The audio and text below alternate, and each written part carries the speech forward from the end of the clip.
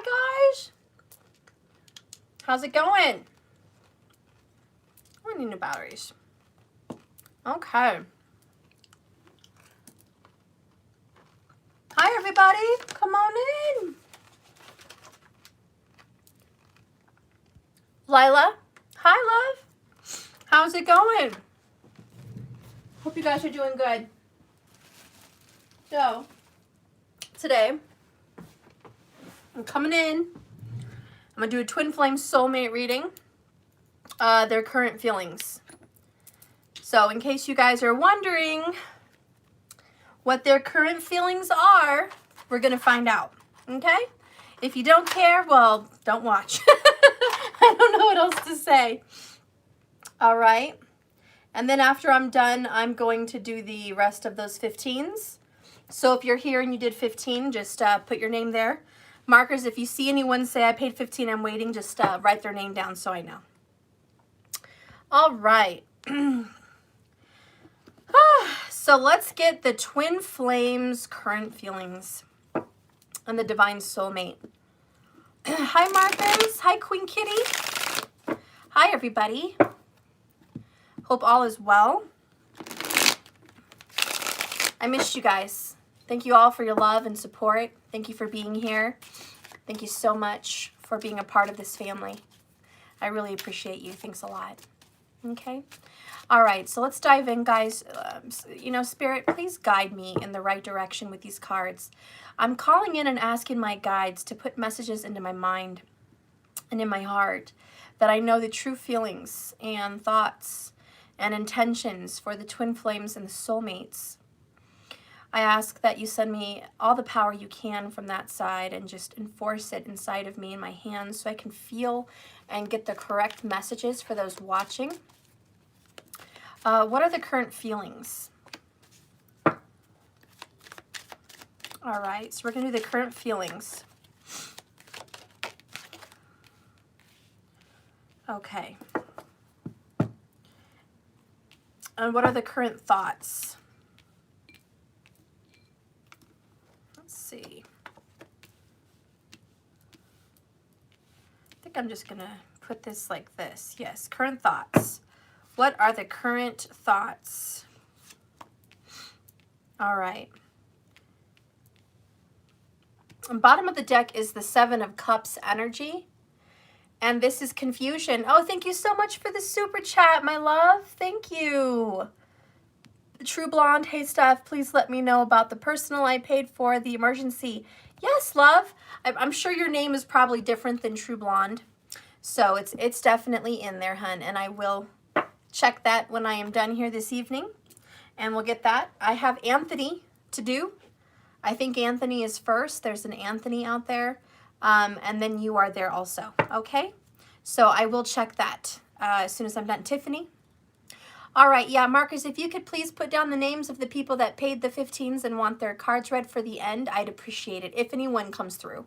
Okay? I'm going to be doing the reading, so I can't look at the comments the whole time. I love you guys, but I will check. All right. So your current twin flames thoughts are 10 of Cups, happiness. All right. And this is going to be, they're thinking about family. They're thinking about union. They're thinking about coming together. They're thinking about love and happiness in regards to you. Don't go questioning yourself and say, oh, Steph, they must be thinking about their current person or they must be thinking about someone else. No, this is you.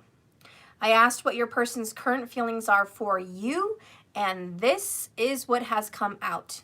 Okay, so this is their current thoughts about you. You may also be the sign of Cancer. I don't know if you are, you know, or you're not, but this is the sign of Cancer. So your twin flame or soulmate is thinking about someone that may have the sign of Cancer. Okay, this is a Cancerian.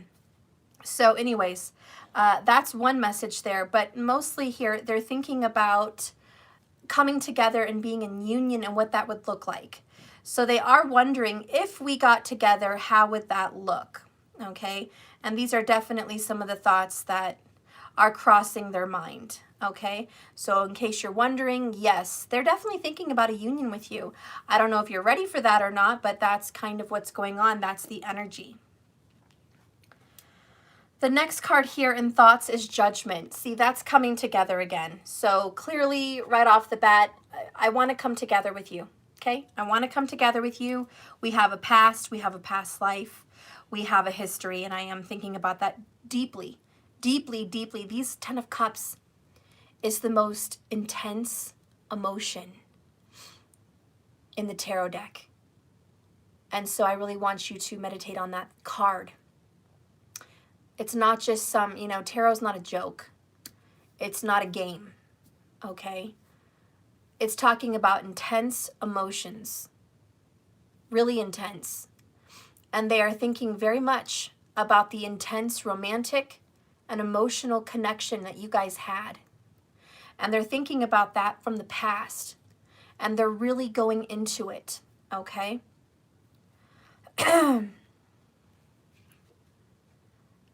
We have third party. Oh, your mother threw your tarot cards out? You're so sad. That is terrible. That irritates me. I'm so sorry. That's not good. All right, so we have a third party situation. So for those of you that are watching me and you are currently in a third party situation, look, this is for you. If you are not in a third party situation at all, then this probably is not your message. I'm sorry I pull and get into the energies that I do. And I'm sorry that 9 times out of 10, that's what I pick up on, but that's what I pick up on, okay? So let's get down to business. We have a twin flame and a divine soulmate out there. This person is hurting and this person is suffering because of this card. A lot of blood, a lot of pain, okay? A lot of suffering in a third party situation. Your twin flame or soulmate is thinking very heavily about a past life connection. There was promises and contracts. There was devotion.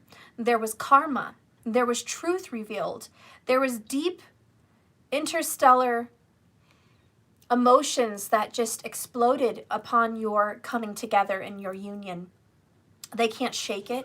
They can't really get it out of their energy. Okay? So they're really thinking heavily about this. Let's go ahead and see what they're feeling.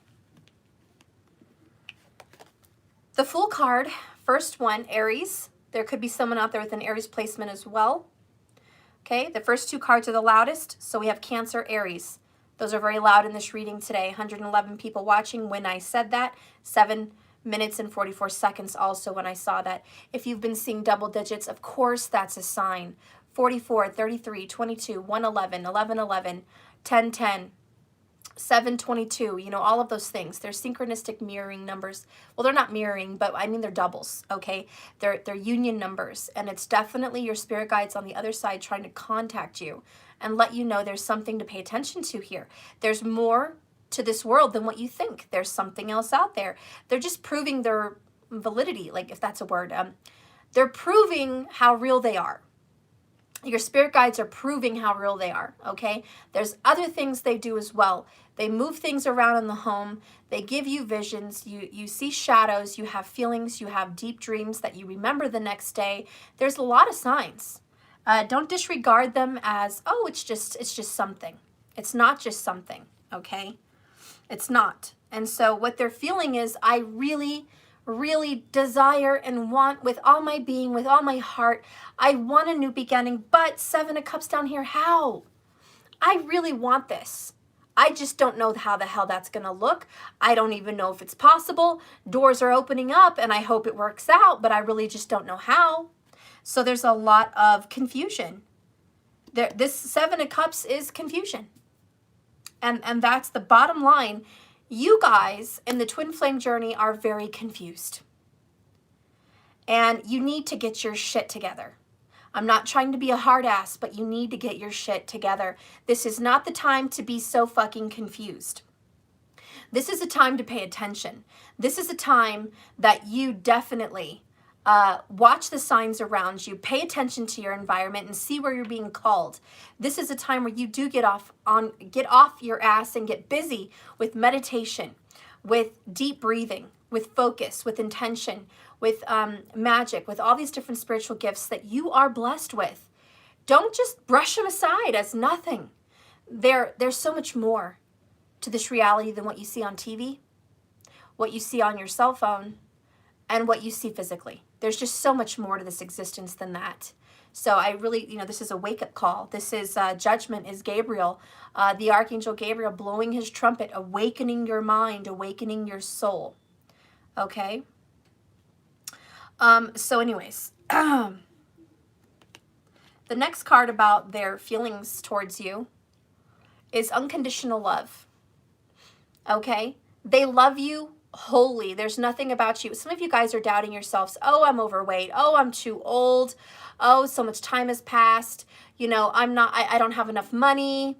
Blah, blah, blah. No, that's caca. It's bullshit. Your twin flame divine soulmate loves you. There is no condition. There's not, I love you, soulmate, when you're fit. I love you, soulmate, when you have enough money. I love you, soulmate, when you're fixed. How about that? No, fuck that. No, that's bullshit.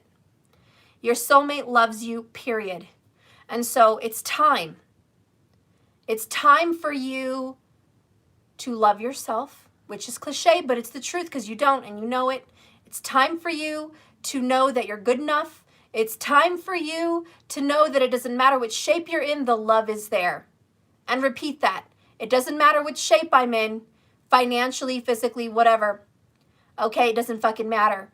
This person loves my soul. Okay?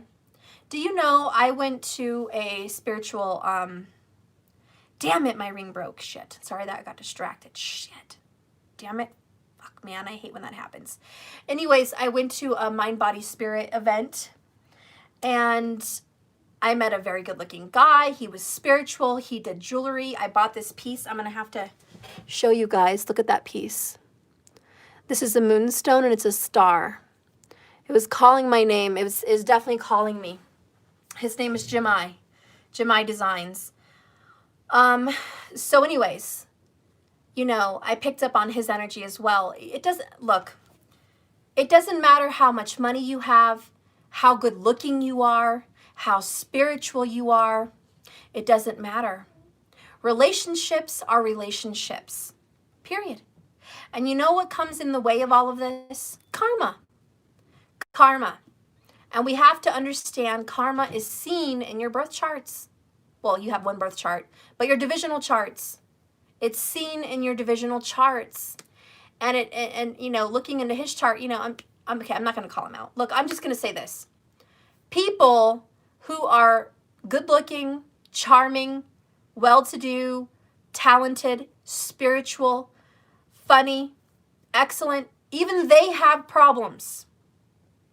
Even those couples have problems. And I'm talking girls that have a bikini body, like a model, like Victoria's Secret, blonde hair, blue eyes, tight skin, or bronze skin and beautiful, luscious, curly hair and full lips. It doesn't matter. You could be any size, any look, any age. And you know what? You think that relationship, they really are so lucky. They're so blessed. They're the perfect good-looking couple. Of course it's going to work. Of course that relationship's going to work. Why? Because they look the part? Because they look the part. No. So many relationships struggle, and it has nothing to do with the looks because they've got that in the bag. It's the emotional and the spiritual, and it's the connection. You know what they're missing is the 10 of Cups. So I'm here to let you know, for the twin flames and divine soulmates, you have the 10 of Cups. You have the emotional connection. You have the spiritual tie. You have that beautiful gift. And it doesn't matter what package it's in, the connection cannot be broken. There is a golden string attached to you guys from heart to heart. And it doesn't matter how many people want to come in and snip, snip, snip, snip this connection. It will not be broken. It will not be broken. And you have to claim it, and you have to own it, and you have to speak it, and you have to give it more power. Because what happens is your glow weakens. Do you understand that? Your glow weakens. the more you doubt your connection, the more you doubt your abilities, the more you doubt who you are as a twin flame or divine soulmate, as a light worker, as an indigo child, the more you doubt that, the more your light weakens. You have to be strong and fight and give it your glory and give it your power. You are worthy. You are strong. You are loved and you are beautiful and you are wise and you are good and you deserve love. And even if all the planets want to fuck with you and come against you, you tell them to fuck off. This is my life, my world. I claim it. You have the gift of creation. You're not stuck in another dimension. You're here with a tongue, with power, physical manifestative power. You're very lucky and you're very blessed. It's time you own that. It's time you claim that and it's time you use it. Right? So anyways, we're going to keep looking at this connection. So obviously they love you and they're definitely desiring a new beginning. Okay? The next card, how they feel about you. Knight of Wands. They want to rush in. Okay, fire, fire. We got Aries power here. They want to rush in quickly. They really want to come in forward, guys. They're just very fucking confused. That has me a little bit surprised. I'm not going to lie. Why are they so confused? Spirit, guide me. Show me this confusion. Show me the Seven of Cups. Show me the choices and the options, the opportunities, the doors opening, the illusions, the fantasies, and the confusions. Show me this. Water energy, love, emotions, family, comfort, spiritual, and there's a past. So there's just so much involved with you guys. A lot of love. It's very emotional. But there's family. You guys have a past and a family involved in your connection. Okay, what's going on with your family? There's something with family.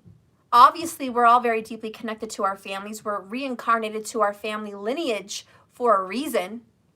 It's important you know what's going on with that. Sorry, I don't want to cuss all the time, guys. But it's important you know what is your lineage, what is your karma, what are you carrying? You have to understand these things. I'm sorry, but I'm tired of people just not knowing. And it's not that you lack the ability to know. It's that you're just too lazy to do it. You don't want to spend 2 hours researching. It's too much for you. Stop it. If you want to fix your life and your relationship, fix that. Fix your paradigm. You need to research yourself. It's important. You're born here and it's important. You need to know who you are. If you don't know who you are, how is anybody else going to know you? If you don't know where you're going, how is anyone else going to find you on this journey? Because you don't know where you're going. You're lost. This is what I'm talking about. No more being lost. It's about getting back in touch with your past life, back in touch with your lineage and your karma, back in touch with why you were incarnated with this soulmate and this twin flame in the first place. Okay? Kind of hard when you're adopted. Well, you can still do some research, but at least look in your astrology chart, Sam. It's there. And you can see your mother and your father in your astrology chart. You can see them. You can see their signs. You can know what they did for work. You can know what they wanted to teach you. You can know what they looked like. You can know what karma you came in with. You can know all of that. You can know who your paternal side is all about and what your maternal side is all about. So you can figure that out, okay? Let's keep going. We have isolated, staying away from people and feeling alone and going within. Okay? So your person is obviously Seven of Cups because they're staying away from you. They're staying away from other people. They're feeling alone and they're totally hermit mode. We have Virgo energy here. Confusion and indecision. Sounds like a Virgo to me. Confusion and indecision, okay? And they're just staying away and avoiding the light. They're avoiding the door, okay? It's just like when a soul dies and they need to go to the light. Sometimes they avoid the light. They stay away from the light. They want to hang around here a little while longer till they figure something out. And so your person is avoiding union and avoiding this connection. We have very strong Cancerian, so I really want to put that forward today. Very strong. Cancer energy, Cancer energy, Cancer energy. Okay, Cancerian is all up and through this reading. So very prominent if that can, you know, connect with anybody how it needs to. The other card about the Seven of Cups is I cut them off. Ending relationships. This is going to get very technical. This is going to be for a twin flame that somebody cut you off. Okay? I'm just going to have to treat it like a personal. It's probably going to push some people out of the room because it's not their message, but I have to get personal here. My guides want me to get detailed here, okay? So the details are the details, and it is what it is. I am not a liar, and I'm not going to sugarcoat shit and make up and fantasize stories for a channel. I'm going to read a message, all right? And the message is, in this twin flame relationship, this person that you're inquiring about cut you the fuck off and ended this relationship. And so they're really wondering, how in the actual fuck could I possibly come back into this relationship again? There's a lot of questions for this person, okay? So they're very confused and scared and very fearful. We have the Nine of Swords, okay? They're very worried, stressed. There's a lot of anxiety, sleepless nights, and guilt. There's shame. Mostly there's a lot of pain and stress and severe headaches. Your person is suffering from a migraine, and your person is suffering from not being able to sleep at night. It could be the karma they're experiencing, okay? This person has a darkness. This person sees things with a dark haze. Do you understand what I'm saying? When you look out in the world, it either has a vibrant color and light, or it's very hazy and dark and shadowy. It's not very vibrant. It's like watching a Tim Burton movie. You know what I'm saying? It's a Tim Burton movie. Your person has a Tim Burton movie point of view. Okay? This is like Sleepy Hollow, Edward Scissorhands. You know, it's dark. You know what I mean? And it just looks like that. It looks, there's not a lot of happy. Where's the yellow? Where's the red? Where's the pink, the aquamarine? Okay, where's the purple? Where's the bright yellow light? Okay, it's not there. This person that you're dealing with is very low vibe here, really shadowy, really dark, just not in a bright place. Their state of mind is negative. They definitely have a problem here at being positive, looking positive at things, having optimism. Okay, this person is just not optimistic, all right? We also have the 10 of Pentacles that's coming up. So your person is involved in a commitment, could be a marriage, okay? They share a house, they share a home, they share children or responsibilities. Sometimes it's not even children, it's responsibilities. But the person that I'm picking up on, your person shares responsibilities with another partner, okay? And they're very involved in that life. They're very engraved. What I mean by engraved is there's like a headstone and it says, I lay here and rest now. I've committed and contracted myself to this situation. This person spends long hours working towards this family unit. This person's focus fully is on this family unit, and they have cut you the F off, and I'm just so upset and I'm so hurt for you because you guys have 10 of Cups, but your person has 10 of Pentacles with somebody else. They already have a physical reality, a physical connection with another person. So your twin flame or divine soulmate is taken.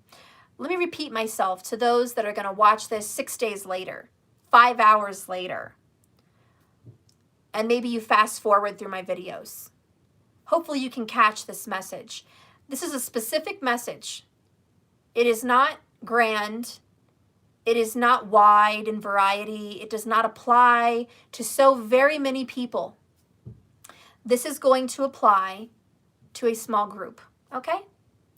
And that is just the truth. So I don't want to see, please, I don't want to see your comments. No, that's not me. No, we've been divorced for 10 years. No, I already knew about this. No, they're single. This isn't your reading. I just want to be clear because I don't want to hear those. You're wrong, you're wrong, you're wrong. Last time I checked, I never met you. Last time I checked, this wasn't a personal. So last time I checked, it probably wasn't your reading. So anyways, that is the message there. So getting more clear on this message here, we have the 10 of Pentacles. So your person is committed to an earth sign. Very specific. Now this could be very well Taurus, strong Taurus, but it's very open for a Virgo or a Capricorn. Okay, and that is quite possibly a sun, a moon, or a rising ascendant sign. Could be a Venus or a 7th house. But your person is connected in a relationship with an earth sign. Okay? So anyways, they're committed into the situation already. Okay? The next card here is karmic. So is that 10 of Pentacles a soulmate kind of love? It could be a soulmate karmic, but it's definitely karmic. Why is this karmic? We're going to dive more into it for you. I'm going to do that favor and I'm going to dive more into this for you. You know why? Because I like to go deep. You're welcome in advance. Some people just stop right there. I'm not. We're going to dive deeper. Welcome to my channel. For those of you who are new, this is how I do things. We're going to go ahead and dive in again. Take another layer off of this reading. So tell me about this karmic connection. Why is this karmic and why are they divinely guided to this karmic situation? What is it about this karmic connection that your person must fulfill? Karma. We have energy. Try to keep a positive energy by surrounding yourself with positive people.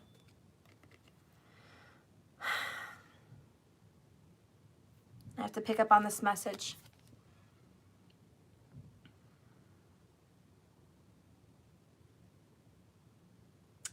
Okay.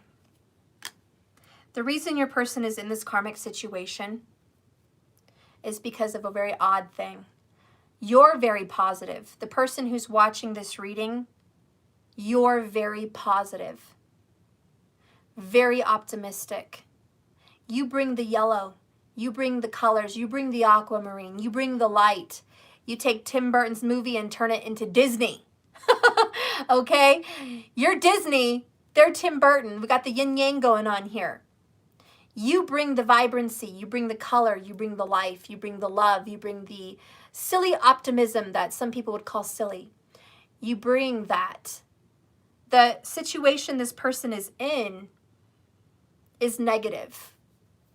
And the reason why you guys have met, well, I'm going to say part, not the whole reason, but part of the reason you guys had come together is because they had an opportunity, which that is the 7 of Cups. And we even have 7 of Wands now, bottom of the deck. 7-7 is going to be prominent for you.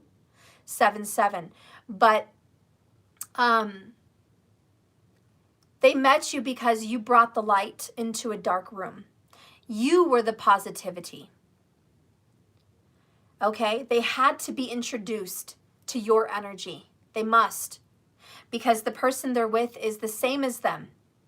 They're karmic in nature because they're showing them their downfalls. They're showing them their pitfalls.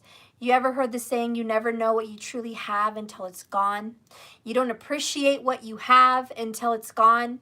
You don't see what you have till it's not there anymore. That is what's going on here, okay? You came into their life and brought lots of blessings. And believe me, I'm not saying you're perfect because I have a reading for you. And I'm already feeling you're not perfect. So let's not go there. But you brought a lot of positivity in for this relationship. And you really brought this person joy and love. Unconditional, mothering, nurturing love. They needed that. You brought a smile on their face. You brought positivity and optimism and joy. But they didn't appreciate you. They cut you off. They ended this relationship. They ended it.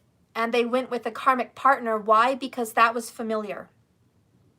This karmic person is familiar.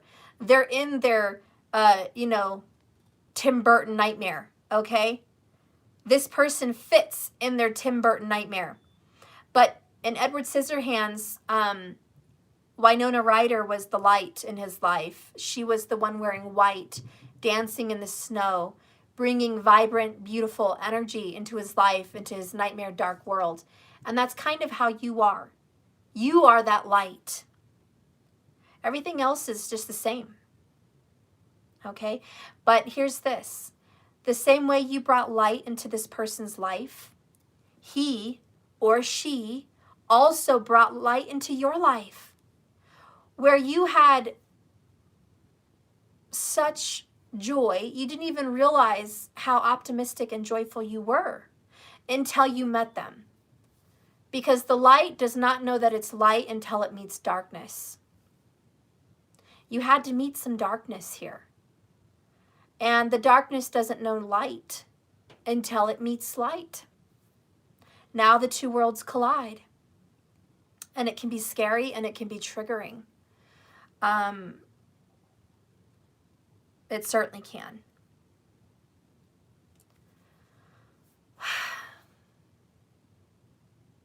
I feel very sad and hurt for you guys because I feel the perfection in your love. And I feel very sad that this has been torn apart. There's been so much resistance and drama in your connection, and it just feels very negative, and it feels very sad, and it feels very frustrating, and it certainly feels painful, okay? It's a very painful connection. This connection has brought on a lot of tears, a lot of chest pains and heartache, a lot of crying out, a lot of questioning the universe, a lot of just questioning yourself and the connection, and it's just brought about this huge inter-reflection, going within, soul-searching work. This relationship has really done a lot. It's been good. There's been a lot of progress on your spiritual journey. But the love has been blocked. Anyways, this person cut you off and blocked you because he or she's with somebody else. I have to be real. They are absolutely resisting you. They're resisting the cleansing of your relationship, and they're resisting putting down the other partner. Okay, the earth partner. Elephant in the room. They're absolutely resisting it all. So anyways, the reason they had to be with this karmic is to show them what this dark nightmare is without the light. Is it great? I doubt it. Okay? I doubt the nightmare is great. Let's get another card here. What do you need to know today in this connection? What is it you need to know? What is it you need to know in this connection? Let's see. What is it you need to know in this connection? Be sweet. Well, I better take that message. Be sweet. Be kind. Okay, the strawberry delivers seeds of sweetness. Instead of depositing negativity into a relationship, I want you to deposit sweet, kind lovingness into the relationship. So a message for you today is you must be sensitive. You must be kind. You must be sweet. Thank you, Little Miss Sunshine. $24.99. Thank you. Oh, and someone calls you strawberry? Oh, that's awesome. Yeah, I'm a little strawberry, right? I don't care how dark it gets, how Tim Burton nightmare it gets. You must be sweet in the darkness, because it's so negative that it needs it. This connection needs more and more seeds planted of loving words, positive affirmations, love spoken into this reunion, okay? And I'm just going to ask you flat out. Oh, he blew me a kiss. I just want to ask you flat out, when was the last time you spoke love into this connection? Not frustration, not complaints and anger and hate and sadness and frustration and pain. But when's the last time you spoke life into this connection because it is dying.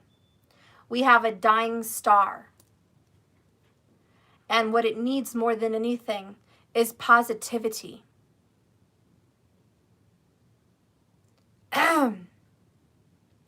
What I'm trying to tell you is this, to give you more direct, easy answers. Here's how you speak positivity into this connection for those of you that are still a little bit lost here. My connection is beautiful. My twin is a wonderful, wonderful, beautiful, warm-hearted human being. I am so blessed to have met this person in my connection. This person makes me so happy. I love this person with all my heart. My person is beautiful. My person is so handsome. My person is so sweet. My person has beautiful eyes. I'm so attracted to my person's way of art, or I'm so attracted to my person the way he cooks with such love. I'm so blessed. I'm so happy. See, these are the seeds that must be planted into a dark, negative nightmare, because all that's been happening is feeding Tim Burton's nightmare, and it's blowing up out of control. Thank you so much for the $4.99 free flow. I love you.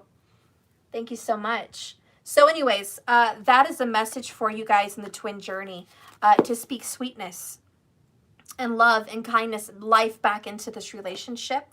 It needs it. It's thirsty and it's starving. It's starving for love. This relationship has been starved of its love and starved of sweetness for a long time.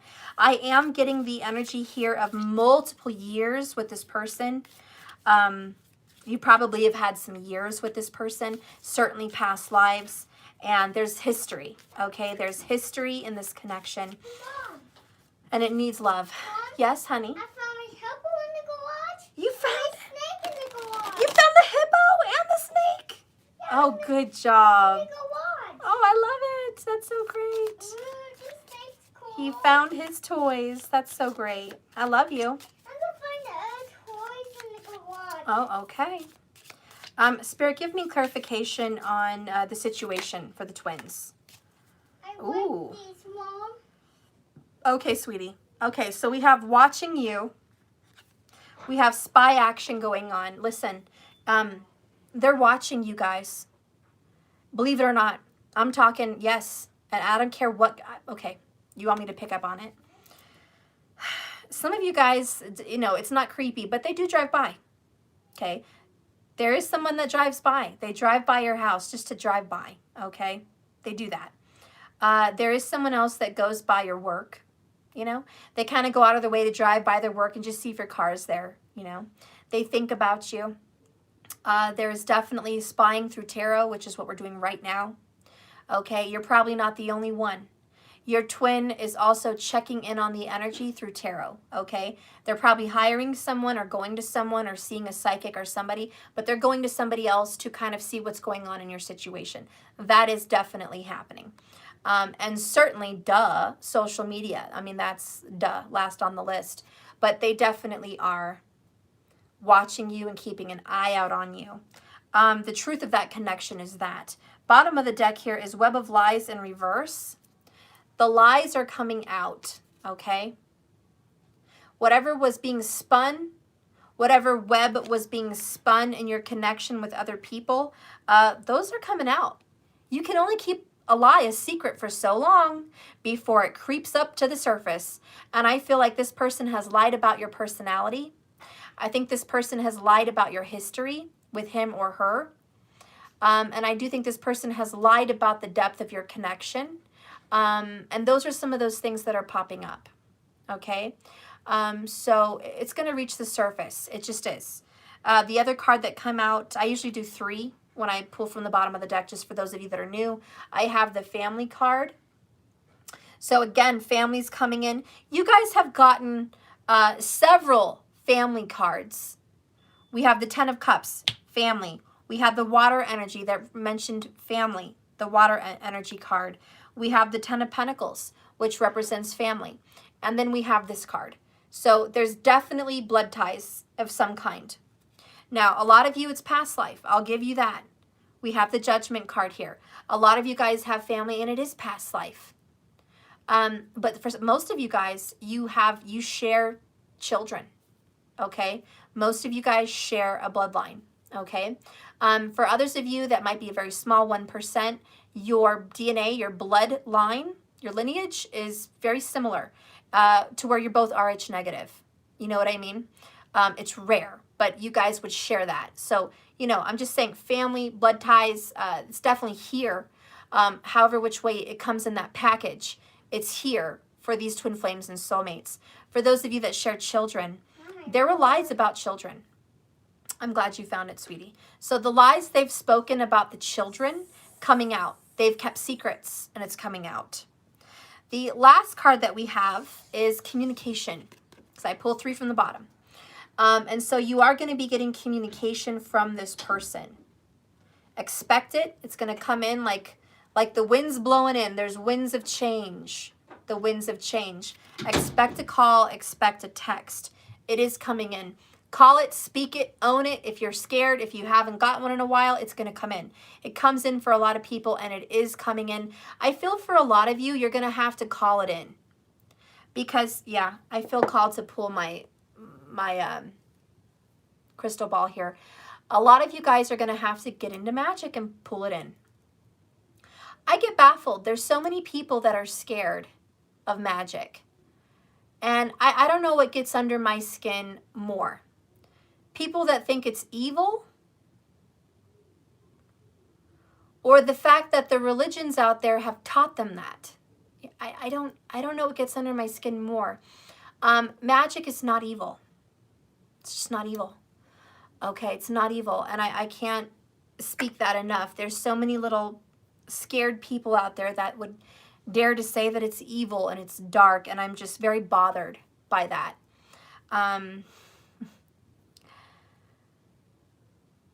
Yeah, I don't know where, I don't know how to quiet this message. I don't know if I'm the wrong person to tell you this message. I just work very heavily into magic. I was reincarnated a lot. And I've always been heavy into magic. I've gotten a reading done just at this Body, Mind, Spirit event with Jimmy. He's a great psychic medium, shamanic healer, and intuitive, and hypnotist also. He's very genuine. And, you know, he told me that I was very ancient, planetary ancient, the beginning of creation ancient. I've always told you guys for years, you've watched me, and I said I have a very strong connection to Saturn. Well, when I got the reading, he saw a dark pendulum, like a black, and I've been calling him black energy for a while, and sorcerer energy. And he said I have a very, very, very, very old history with that, and that I led people. I had congregations. I definitely led people in magic. That was my past life. And he had no idea that I'm still very heavy in magic. No one really does. I don't talk about it a lot, not even on this channel. But I've always been very heavy in magic, and I've always gotten results. It's a very strong power, and it's not a joke. And it can be used for evil. I'm not going to lie to you. I can do some pretty damn powerful magic that could cause pain or hurt people. I would never do it. The karma that comes with that is insane. You'd be a complete fool, a buffoon, to mess with it. But I do, you know, I have that power. I don't use magic as often as you guys would think, even though I have the ability. I don't use it every week. I don't use it every time I need something. I use it when I know there has to be a breakthrough. I use it when I know there needs to be an additional push through a realm to break karma, to break up patterns, to break up interstellar karmic blockages. It's a loop. So anyways, yeah, so and it was so weird because look at that, 3:44 when I said that at 44 minutes and 44 seconds. And the weird thing for me is I've been seeing 44 ridiculous amounts. Ridiculous amounts I've been seeing it. And I'm stepping into my authority. I'm stepping into my power. And, you know, I don't pat myself on the shoulder. I don't lift myself up. I don't brag. I don't put myself out there. But I need to sometimes because I do have a very strong power.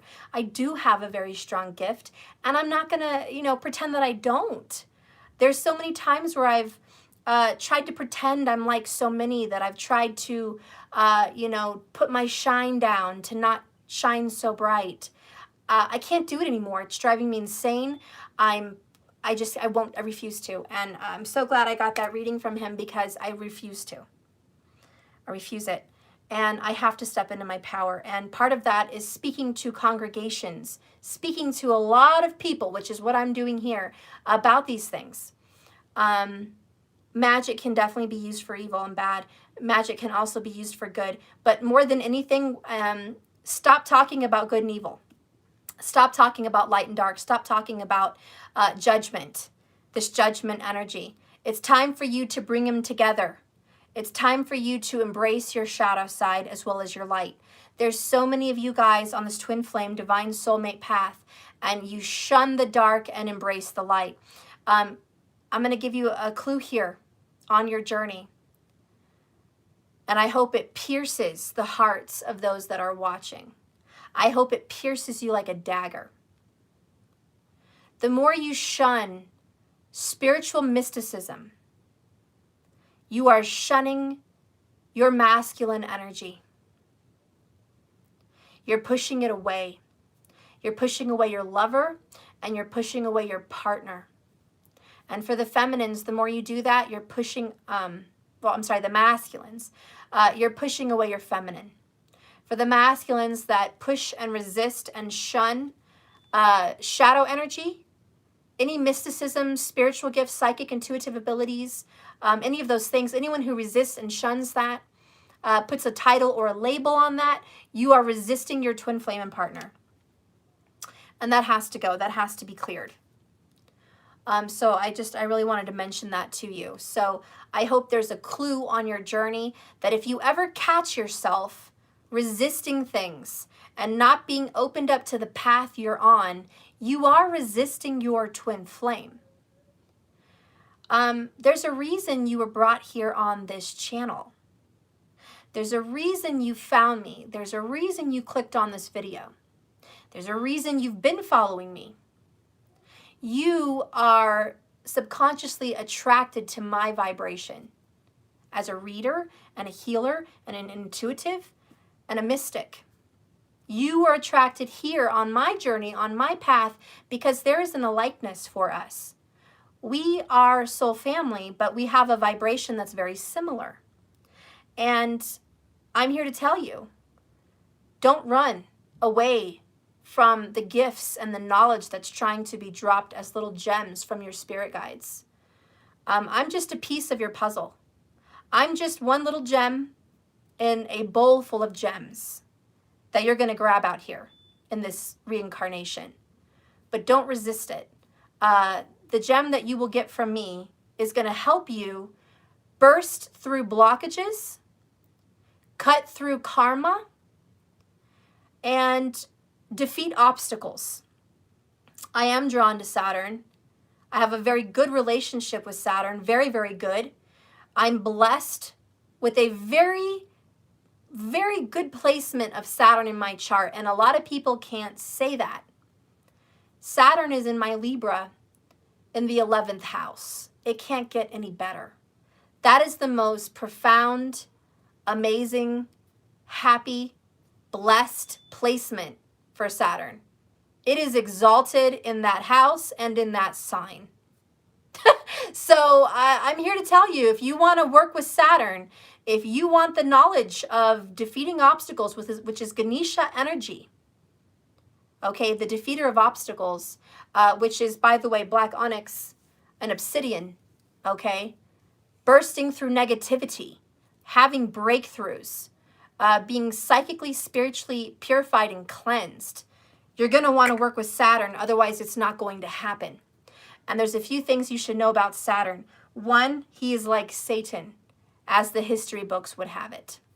He is the malefic in your chart, which means he's seen as the bad guy in your astrological chart. He brings death, he brings judgment, he brings taxes, he brings hardships and obstacles. He rules Capricorn, but he co-rules Libra in Vedic astrology. He used to rule Libra long, long, long ago. So he has a very good relationship with that, and Aquarius, which is about knowledge, wisdom, planning, and power, and luck.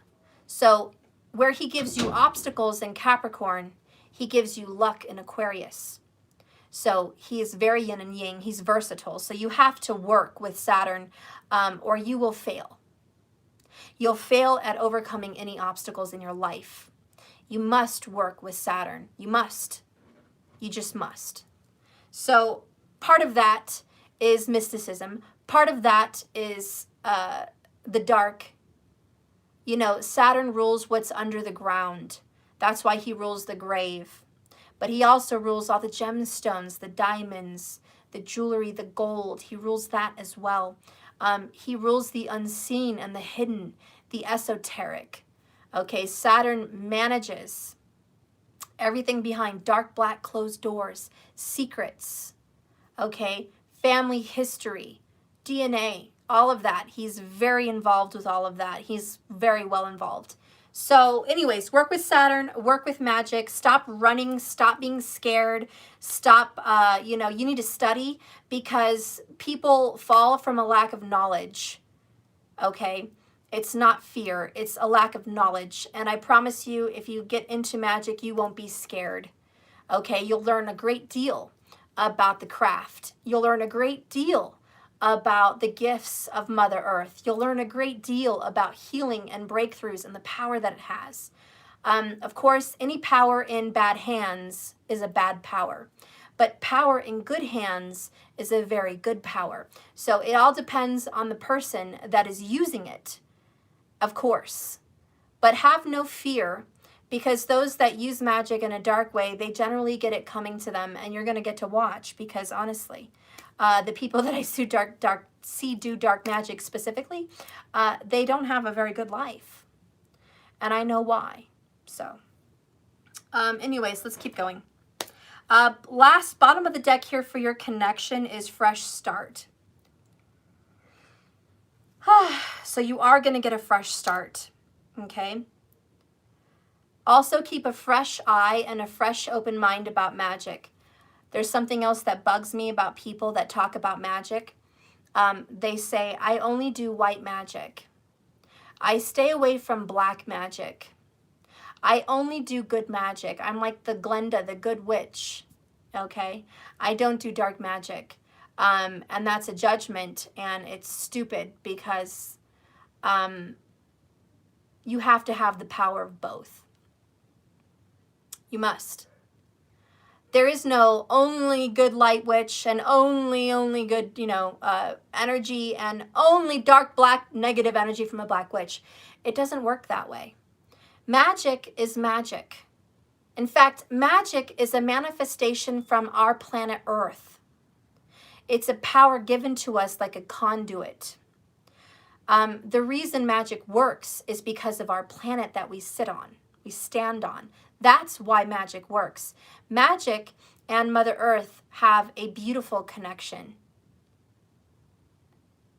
So there is no white and dark. There is no good and bad, okay? It is a whole. If you're going to get into magic, you're going to get into magic. There's going to be some things you like, and there's going to be some things you don't like. There's going to be some things you want to use, and there's going to be some things you don't want to use. But it is a very beautiful, healthy mixture. Think of magic not as yin and yang, but as marble. Marble, where it has black and white mixed into the marble.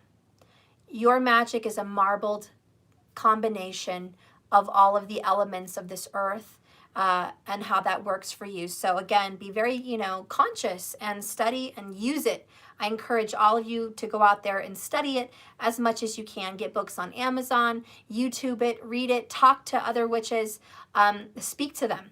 A witch has a bad name, a bad rap. They think of it as, it's very cliche. A witch with a black hat and a pointy hat, and black nails and very goth. That's not what real witches look like, guys. Okay? Real witches are normal people. You can dress however you want to dress, but, we're just normal people. We're normal. I don't have black nails. I mean, sometimes I do. I may put some on, but it's for festivities. It's not a whole energy. So you have to open up. Anyways, twin flames. Let's focus. Sorry, I went there. So we're going to keep going. You do have a new start and a new beginning coming up. But again, your person is resisting the connection that you guys have. Okay? Completely not wanting to jump into this with you. All right, Spirit, why does this person not want to jump into this connection with the twin flame or soulmate? What is holding them back besides the karmic? And I know it's the karmic and it's the commitment, but what else? The Hanged Man comes out and the Nine of Potions. And this is talking about looking at things differently. They have to kind of stop being hung up. They feel like they're out of control. They feel like they're hung up against their will with this karmic connection. Your person feels like they can't leave them. They can't break up. They can't get away from this connection. They feel very stuck. They have to look at things differently. Okay? They really have to look at things so differently. And they have to just get a different perspective. Look at all these nightmares, these little demons around Santa, trying to scare them, trying to terrorize them. So your person has to wake up and realize they're not stuck in this situation. But listen, that takes time. And it's time that a lot of you don't want to spend. It's time that a lot of you think you don't have. It's time you feel is being wasted, but it's not. Some of the things that your person has to learn is self-love. They feel unworthy. They feel unaccepted. They feel terrible. They feel judged. They feel disappointed, and they feel very shameful. Oh, thank you so much for the super chat, Jillian, for the $3.99. Yeah, there you go. And she said her person said he felt stuck. So yes, this person feels stuck because there's a lack of self-love. That is going to be coming to a death. I'm very sure. We have death down here. So there is going to be a break in that energy once this person wakes up. Then we have the Six of Presents, which is the Six of Pentacles. And it's reciprocity. And it's the need to give fairly, to give equally, to give justly. It's help. Help is going to be given. The other one over here is the Nine of Needles, bottom of the deck, which we already had over here, Nine of Swords. Your person is very scared to give to this connection. Okay, very, very scared. Why is this person so scared to give to this connection? I couldn't find the other one in the garage. Okay. We have vulnerable, feeling out of control. See, that's the same thing as the Hangman, feeling stuck. Scared and an unknown energy. Your person is very comfortable with being uncomfortable. Your person likes being in the karmic situation because that feels like home. It feels like home because home does not have a lot of light. Remember, home is a Tim Burton nightmare. Okay? It's not Disney. And so you're over here all Disney and, just a figure of speech, doesn't have to be. But you're over here in positive land and he's over here in Karmicville. Okay? And so there's a very strong vulnerability, just like Edward Scissorhands had in the town. He liked it with the people, but he didn't feel like himself. He came down, you know, he was cutting their hair, trimming their bushes, having dinner with the family, being loved, feeling happy, feeling accepted. But there was a vulnerability because no one trusted him, because when somebody got hurt, they blamed him. That he got used, he got pointed out, he got ran back to his tower, and he had to fake a death so no one would come after him. So he lost his happiness. And just like Edward felt stuck in his dark tower, your lover feels stuck in his or her dark tower. And the joy that they have is with you, but there's this distance. And it doesn't have to be that way. This isn't a Tim Burton movie nightmare. It doesn't have to be this way. But somebody here feels like it must. And it's ridiculous because this is real life. Bottom of the deck, I want to fix this. Just how, Steph? I'm feeling scared and confused. Which is that 7 of Cups energy that we talked about when we mentioned the confusion. So yeah, your person's just like, Steph, I do want to fix it, but you tell me how and I'll do it. You tell me how. Let's get some more energy on your guy or your girl. Look at that, running away, bottom of the deck. Running away from you, running away from things. They're lost.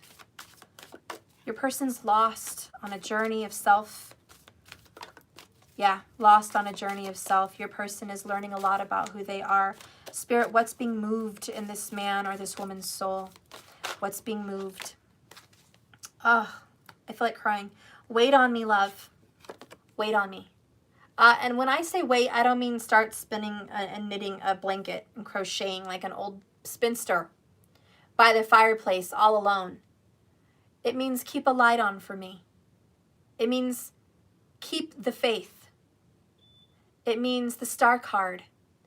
It means I'm in the dark, but you're the star in my lantern. We have very strong Virgo in this reading.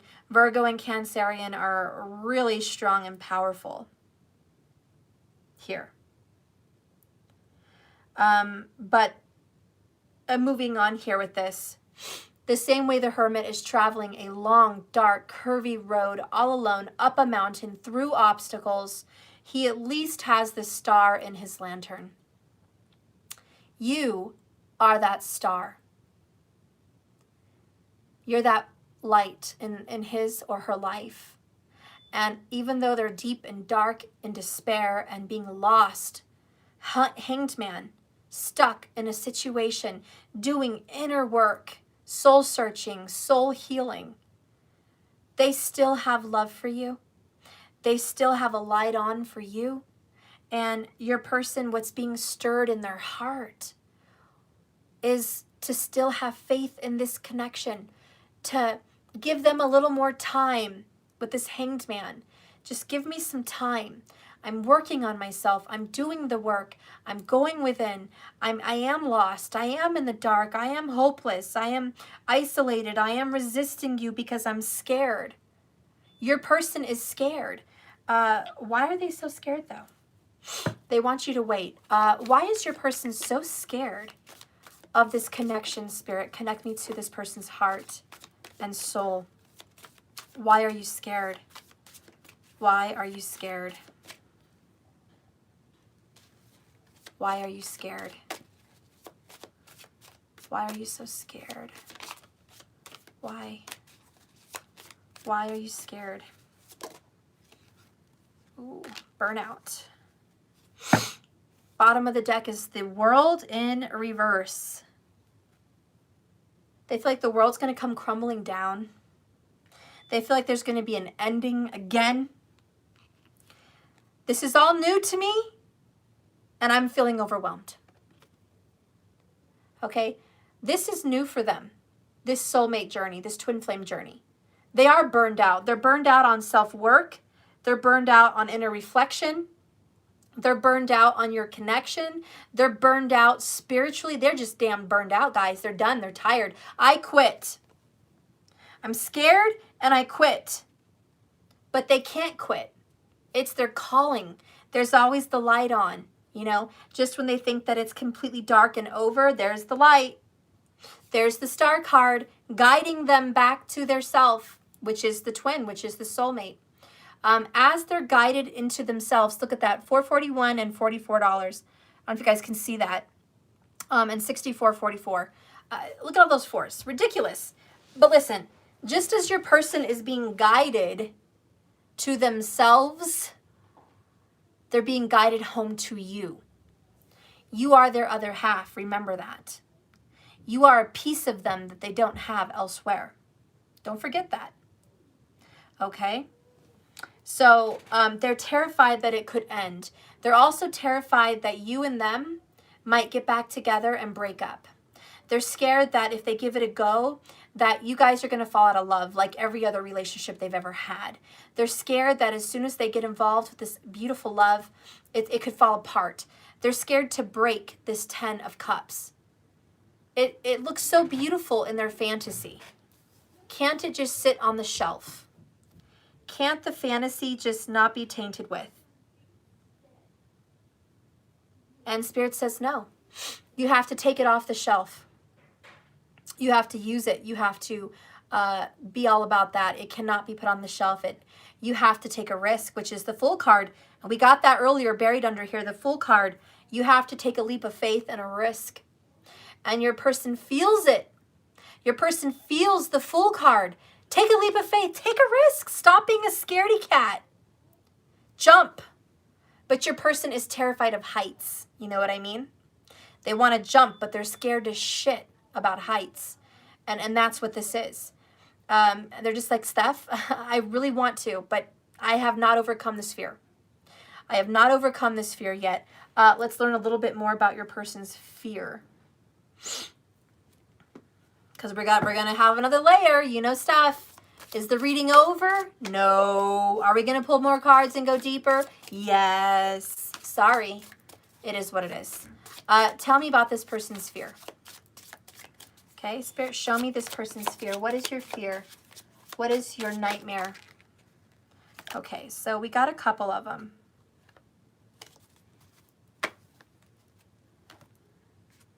The first one I got is Jack-o'-lantern, warding off evil, light and guidance, which is what you are. They're scared that you might change them. They're very comfortable in the negative energy they're in, okay? Jack doesn't want to change, okay? Edward Scissorhands doesn't want to change. You know, this is like, I don't want to change. I don't want to be a part of the light.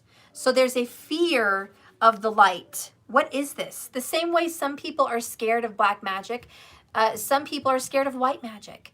Some people are so cliche, they get sucked into black magic that they're terrified of what it is to be good, spiritual, loving, holy, light, and good. They just reject it. They reject the light. There is people like that. And there's people that are all the light and they reject any kind of shadow side. So your person here is in the dark and totally terrified of accepting the light. What was that going to feel like? What's it going to look like? Okay, what is life without being in the dark? Well, geez, what is life with color? It's like seeing in black and white and then you see color. What is life when you're blind and you need glasses? You can see the details, you can see again. But there's a fear of the world unknown. There's a fear of a world they don't know with you. It's very scary for them. It may not be scary for you, but it's very scary for them. Okay? Bottom of the deck real quick, we have Dragon, supernatural powerful strength. Okay, somebody here could be a dragon, Chinese zodiac, or have dragons tattooed on their body. But they have the spirit of the dragon. Okay? Again, they're scared of psychics, mystics, magic, power, psychics, intuitive, mediums, healers. Okay, they're terrified of all of that jazz. All of that jazz, it terrifies them. They may not claim it and say it and own up to it, but deep down there's a fear about that unknown light. There is a fear because they're not sure about it. The other cards that came out here is Black Cat. Good luck, familiar, and superstition. So your person may be very superstitious. Okay, they have a superstitious energy about you and it scares them. Maybe their mom has superstitions, maybe they do. But again, the familiar is their fear. Okay, they're used to the karmic energy. You're not karmic. They're not used to good luck, okay? They're used to seeing the black cat and they get bad luck. Actually, the black cat is good luck, okay? The black cat is strong, intuitive intuition. The cat that goes in the dark and sees through the dark. That is you, okay? But they're scared of this. And they're also scared of their own abilities because your person actually has very strong powers and magic as well. Your twin or soulmate has a very strong connection with that side too. They can manipulate the earth. They can manipulate manifestation. They can use magic. They can do that. They have that. Again, it scares them. And whether they have a strong religious belief, a paradigm that they have to switch, the Hanged Man is you have to change your perspective. You have to change your point of view. And flat out, your person has to change the way they see you. Okay? Because they see you in the wrong way. Okay? They're looking at you. It's like you're a bouquet of roses. And they're supposed to be painting a bouquet of roses. But instead, they're painting, a bouquet of freaking thorns. They're not even seeing you right. Look at your twin and your soulmate in the right way. You're not seeing them right. You're seeing them distorted. You're seeing them in a weird way. You're not seeing this correctly. And they're not seeing this connection correctly. They're seeing it as evil, bad, no good, dark, some kind of negativity, okay? They don't see your connection as holy, good, sacred, and divine, okay? They don't see it like that. They see it in a very negative light. And you may be disappointed to hear that from me, but it is what it is, okay? The other cards that came out is cyanide, unnecessary, bitter, and poor taste. Honestly, their shadow energies, they're bitter. They're bitter because you showed them a better way. They're bitter because you showed them the light. You ever met someone, you show them something so beautiful and so good, and they say, why did you show me that? Now I have to go back to this regular life. Why did you show me something so beautiful that now I have to be part of this darkness?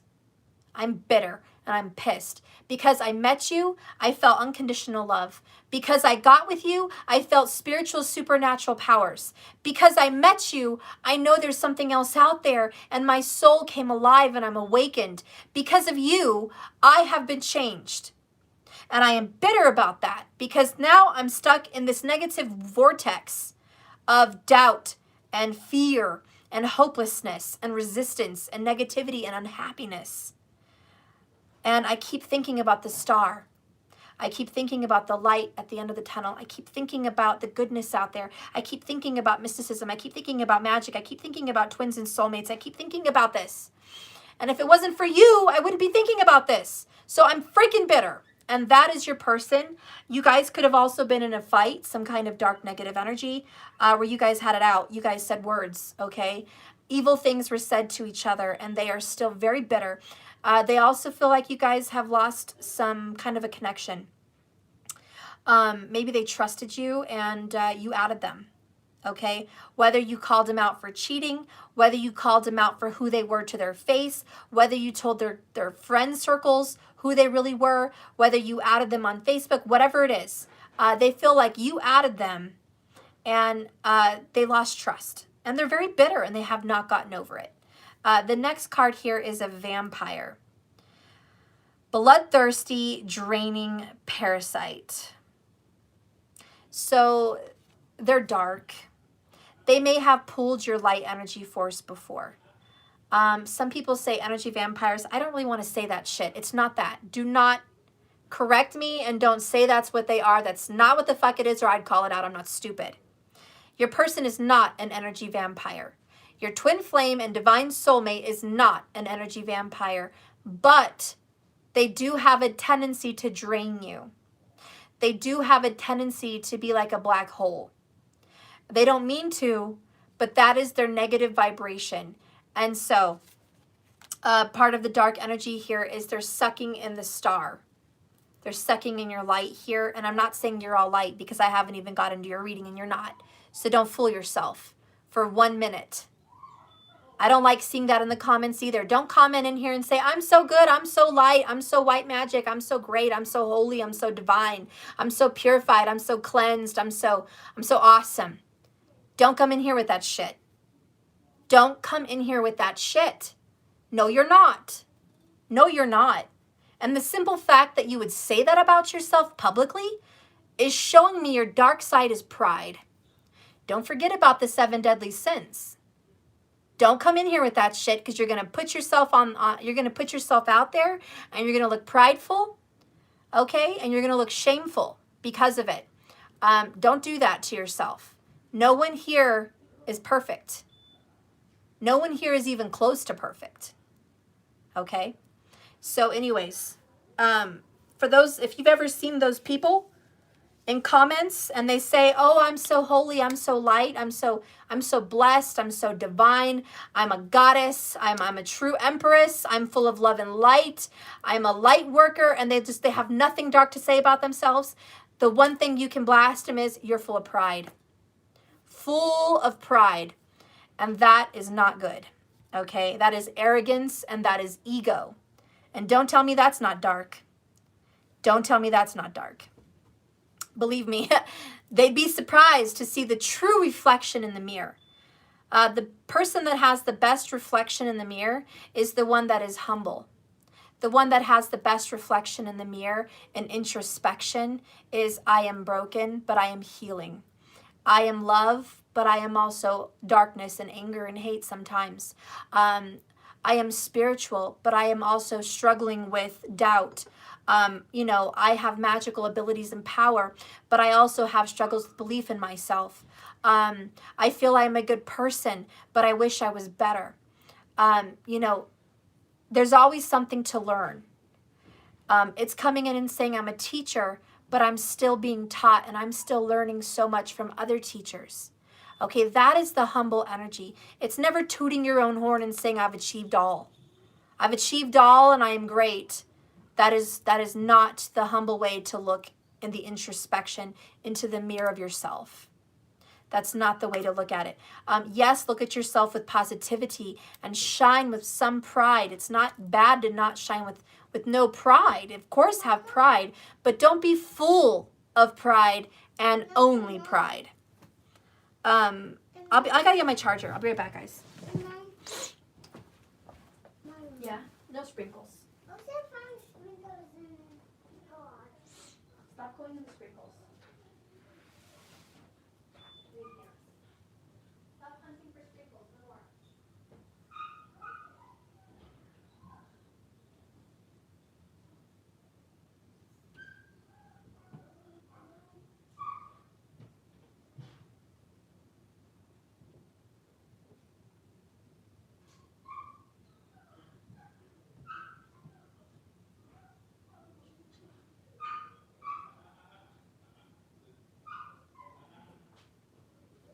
Matthew, stop playing with the sprinkles.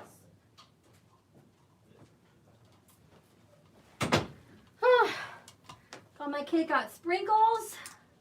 I gotta hurry up with this reading. Okay. Okay.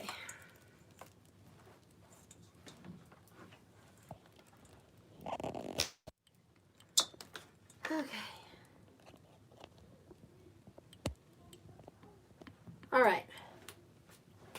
So, like I said, nothing's wrong with pride. I have a lot of pride. Just don't be full of it. Don't be full of it.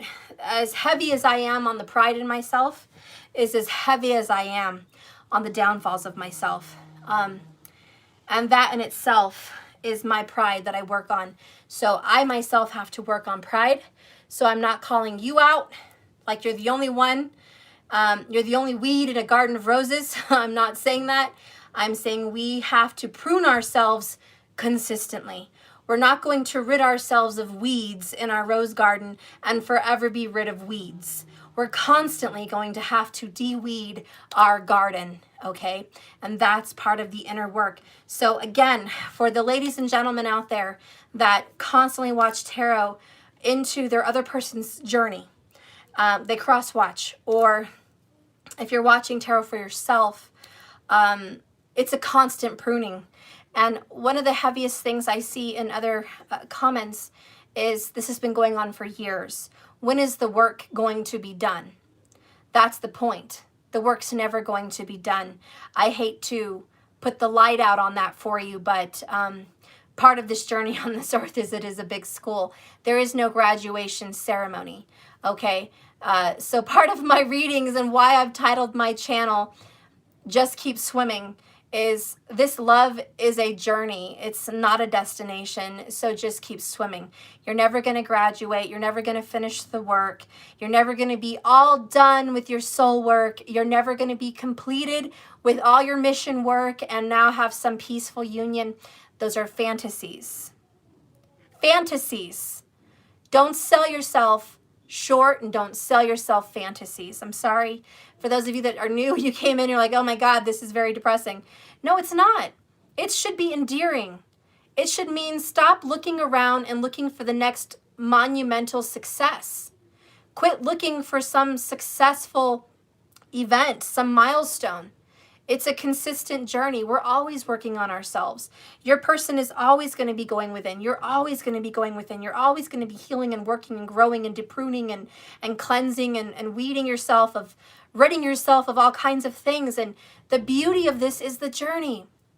You're meant to enjoy today, this reading, this moment. Not the end of the reading is the milestone we have to get to. Not what happens after this next month. I mean, those are all nice things to read about, but it's today. It's the beautiful air outside. It's the trees. It's the sun. It's the moon.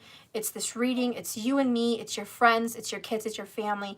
It's the love in your heart. It's the dreams you'll have tonight. And it's the beauty you feel when you wake up in the morning. It is all those things. That is why you're living.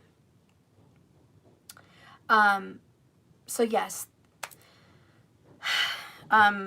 your person is working on their issues.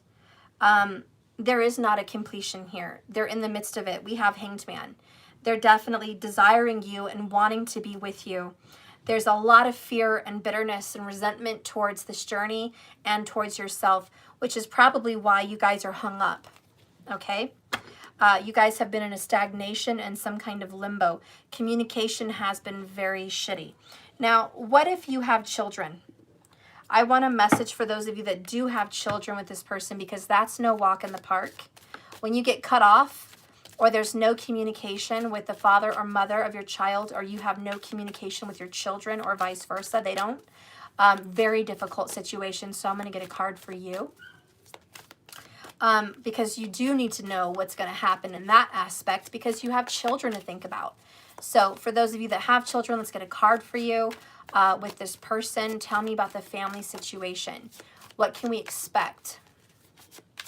What can we expect? Spirit guides, guide me. What can we expect?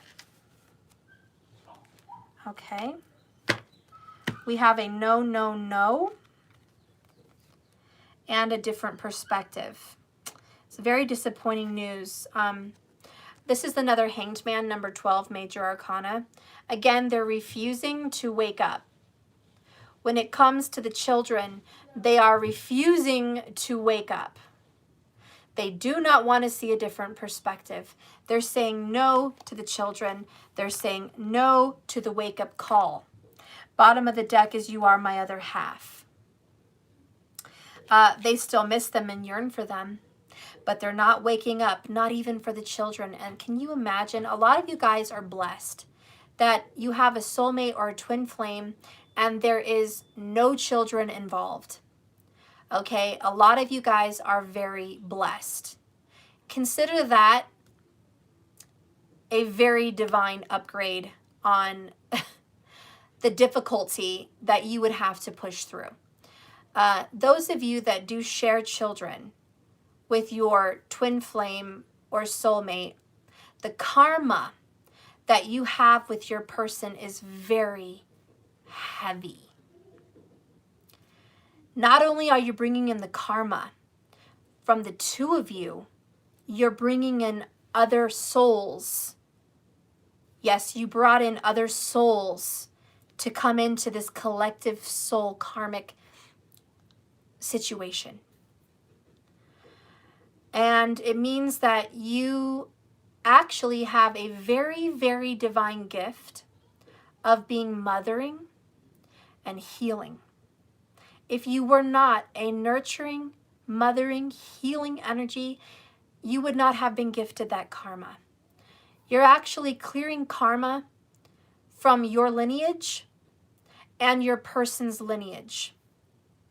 The person that would have custody of the kids is the one that's clearing the karma, okay? There's karma that you're taking on, and it's very heavy, meaning you're pulling karma from their father or mother and their parents and those parents and those parents. Do you see how you're taking in a whole nother family? Not only do you have your mom and dad and their parents to deal with your karma, you also have your children's other side of the family and that karma to deal with as well. So you are clearing the energy by raising those children. You're clearing karmic energy for all involved. It's a very difficult job. You have your hands full, not only because of this difficult situation you're in, but because of the karmic clearing. So understand that this is a very serious job, and it's not to be taken lightly. Let's get a message for those of you that have children. What time is it for you guys with your children? Spirit, please clarify this different perspective and why this twin flame or divine soulmate is saying no to their twin flame or divine soulmate and refusing to get a different perspective, if even for the children. What time is it for them in this situation?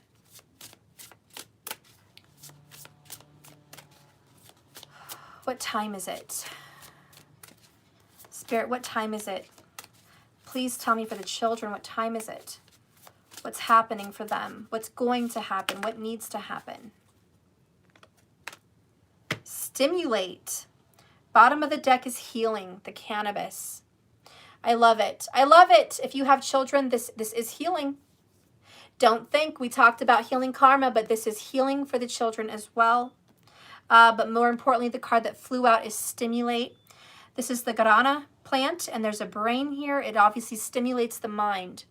And the hanged man for your person, constantly this hanged man energy, strong Pisces, is wake up. Wake up. I feel like somebody's getting smelling salts and putting it next to their nose. And they're just like this with the smelling salts. Wake up. Wake up. Wake up. Wake up out of this sleep. Wake up out of this bitterness. Wake up out of the fear. Wake up out of this dark nightmare, this dream. Wake up. It's time to deal with your karma. You must wake up. So let me get my book for that. Number 36. Oh shit, that's a very important number because of Saturn. You do not mature till the age of 36 with Saturn. After the age of 36, Saturn matures and he can start giving better results. But the obstacles that have happened is because this person had to reach the age of 36. There was some divine number here. Your person had to get to this age and mature. There's obviously a Saturn connection. Okay. As you're grinding your cannabis.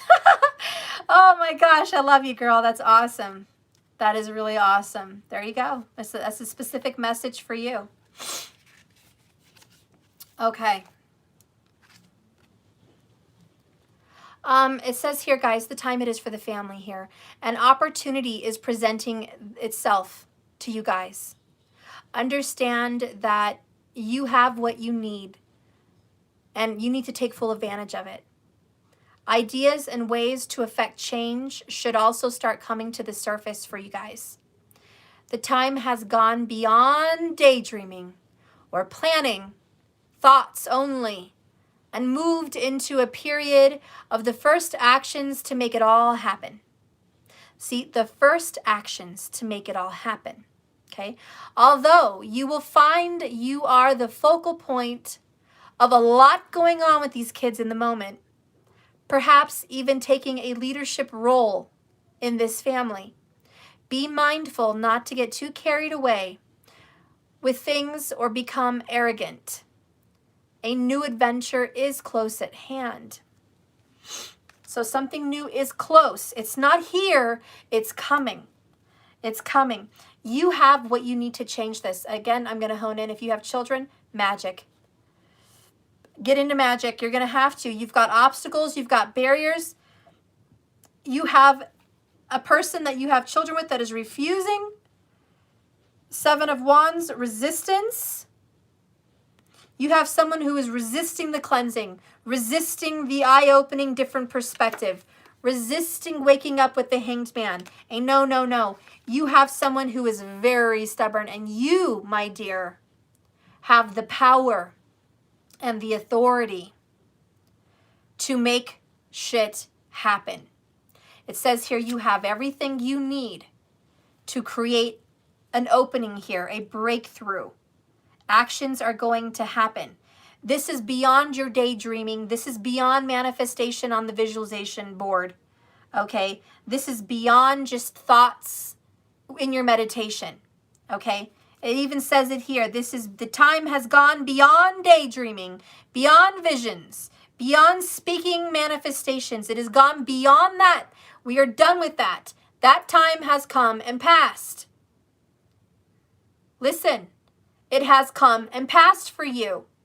Step it up. It's time for you to take actions to make it all happen. It's right here in the book. Make it happen. How do you make it happen? You make it fucking happen. You have the gift. You have the power. Okay? So you're going to have to get into that. But don't be too arrogant. Don't be too arrogant. And be careful, of course. But let's go ahead and read cannabis.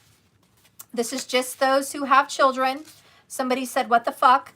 Maybe you didn't hear my earlier message when I said this is for specific people. If it's not your message, I'm getting to that one next. Whoops. Okay. This card says here, this is a time of contentment and fulfillment and the attainment of a healing outcome. Romantic relationships are definitely coming into this period. There is development. And for those looking for love, this is the time of a new beginning of something very special. Family togetherness. Do you see why this card came out for those with children? Family togetherness, right here in the book. Special occasions and relationship restoration. I mean, I think you need a hallelujah and an amen after that one. Relationship restoration is indicated for those with children. Lead with your heart when making decisions or plans. And I was just talking to my mom about this today. 2 of Swords. Listen, you can't make decisions with your mind. I know you've been programmed and indoctrined and taught to make logical decisions with your mind. But you really, the truth of the matter is, even when it comes to mathematics, even when it comes to spiritual, anything, you should always make a decision with your heart. The choice needs to be felt, not thought. So the decisions need to be made with the heart. The heart is going to come up for those of you that have children. Heart talk. Messages from the heart. Thinking from the heart. Feeling stuff in the heart. Okay, that's what's coming up. Heart chakra activation for those with children. Anyways, lead with your heart when making decisions and you can't really go wrong. If you are seeking curative care, you may need to expand your horizons a little bit and try something new, which is obviously cannabis. Be careful of trivial disagreements and becoming too micro-focused or getting bogged down in the details. Pick your battles wisely. Okay? So pick your battles wisely with your children's parents, if that is your love, okay? Pick them wisely. Healing is the biggest message. For those of you that have children, healing is here. Restoration in your relationship with that family is being healed. So that's very good news for a lot of you. For those of you that do not have children and you are in a soulmate, twin flame connection, what is the message for you? For those of you that have a divine love, a divine connection, what time is it? What time is it for those that do not share children? What time is it? What's happening in their situation? Spirit, guide me. Truth is being spoken. I'm hearing it. Truth is being spoken. The truth is being seen. Living your life authentically. No longer putting yourself on hold is what's coming out. You got soothe, the slippery elm, and detox.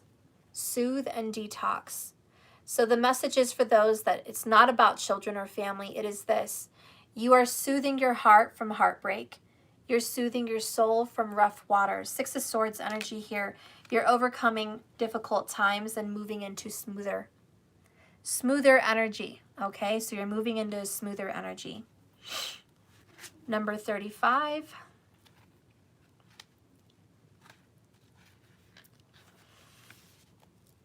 For those twin flames and soulmates, it says, a change of fortune and situation. Ooh, a change of fortune in your situation looks set to occur. And this could be major. Although it may appear challenging, it will be very positive in the end. A definite turning point is indicated for you guys. And you are being prompted to take more active hands, not just letting things evolve around you. Now, do you see how that message was very similar to even those with children? They're being told that imagination and visualization and thoughts and ideas are not enough. It's about getting physical, taking action. You are being told the same message, that it's time for you to take an active role. Okay? It's not just about you watching the universe move on your behalf. And again, I want to put this message out there for you guys. For those of you ladies and gentlemen that believe that the holy God and almighty and the divine is just going to come in and set and smooth things out for you and set things out for you. That is no different than you believing in a silver platter. That is no different than you believing that it's just going to happen if it's God's will. That is no different than you just sitting on your hands and expecting things to be done and given to you for you with little or no effort. Do you think that you're just so holy and divine that it will just happen? Do you think that whatever's meant to be will be, que sera, sera? No action needed? I'm not saying that never happens, but I'm saying that this is not that kind of a situation. I'm saying that this is a kind of situation that is asking you to wake up out of your slumber, stand up out of your bed, put on those walking shoes, get outside and go somewhere, do something, roll up your sleeves, do the work, and not just spiritual meditation. I'm talking about magic. I'm talking about cultivation. I'm talking about getting your hands in the midst of this change, not just expecting your angels and guides to come in and hand you a silver platter. Okay? This is a time of taking action, working with the divine, not just expecting the divine to do it. You see what I'm saying? And there is a difference. The divine is happy to come in and give you help, but they are not going to carry your weight. They're not going to carry your manifestation. They're not going to carry you through the obstacles without you walking up that mountain yourself. Okay? Anyways, let me find this here. Ah, la la la la la la la la la. Okay, and you're being prompted to take a more active hand, not just letting things evolve around you. Don't get discouraged by your setbacks, as they are going to be a natural part of the ebb and flow of this movement. Keep yourself positive, as there is so much to be optimistic about, because good fortune, positive growth, and steady upward movement and development is shown and indicated in this card. So for those of you twins out there without children, you're moving forward. You're making progress. But this is a Three of Pentacles as well. Six of Swords, Three of Pentacles. Let's go. Three of Pentacles is let's work together. Okay? Spirit, mind, body, soul. Okay? The divine, you and your person. Your manifestation, your beliefs, and your actions. It's a collaboration. It's not just one or the other. It's a collaboration. If you want things to get better, you're going to have to be a very involved participant to get this going. It's not just going to be divine time where the clock strikes 12. Ding, ding, ding. Oh, it's time.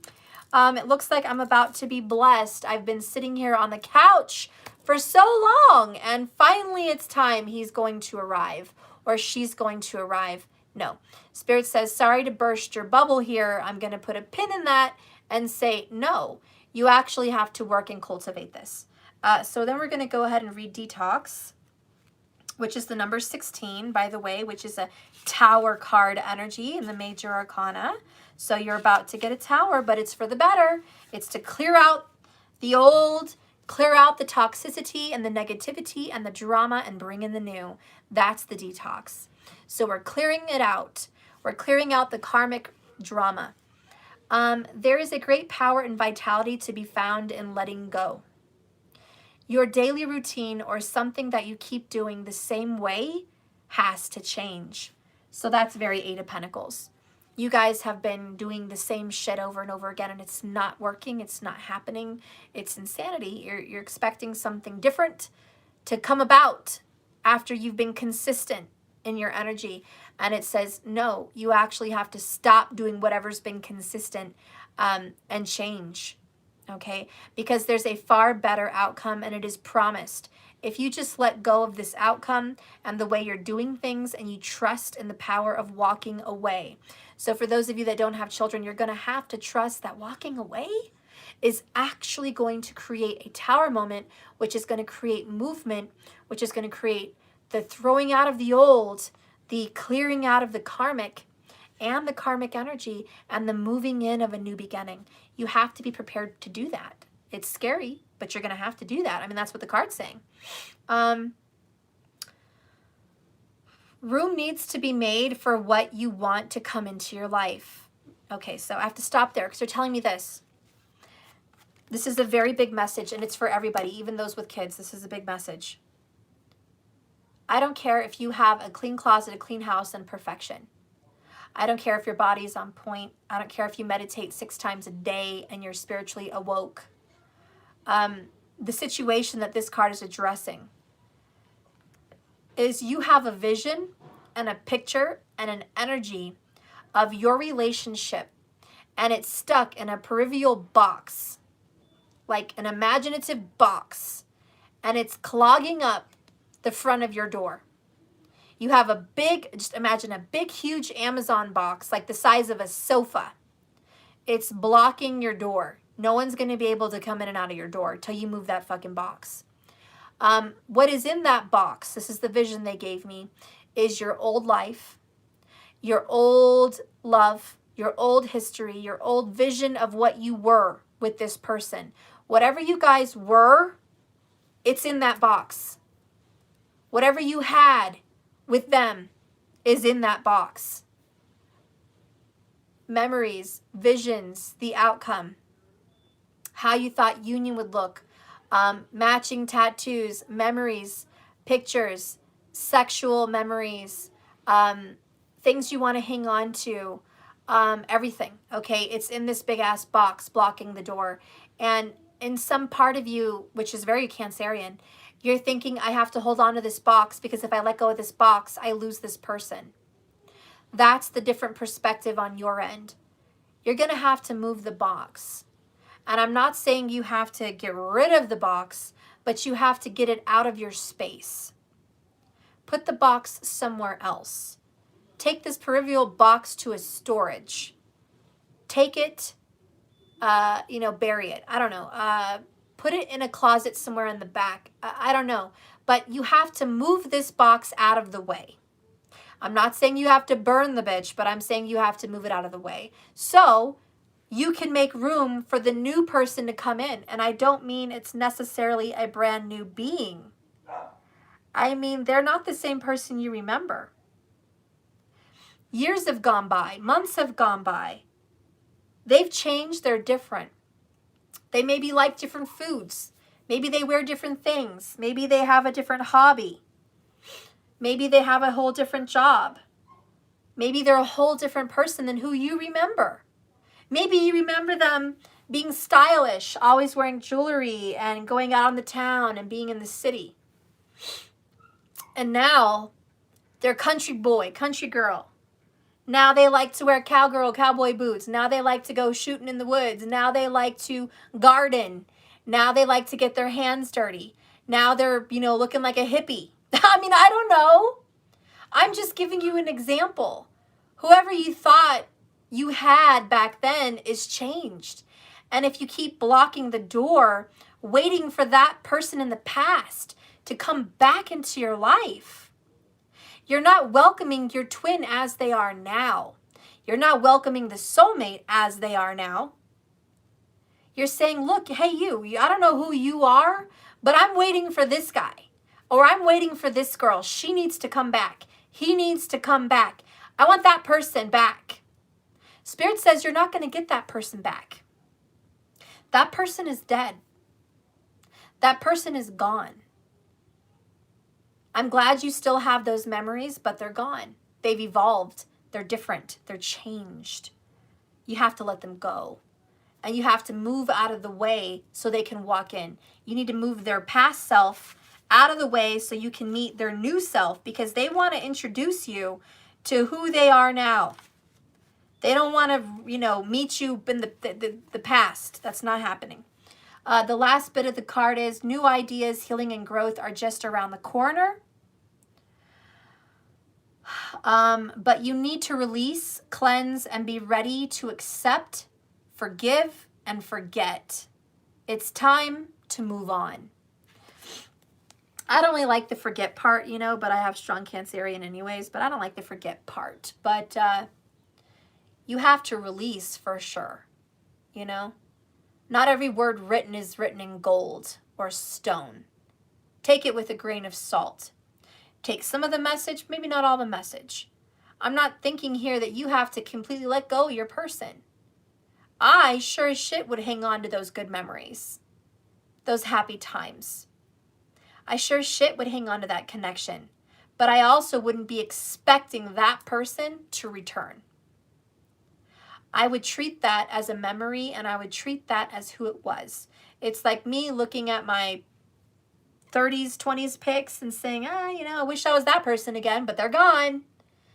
Wish I had those boobs again. Shiznit. Those boobs are gone. But I've got beautiful boobs. I'm just an example, right? It's something like that.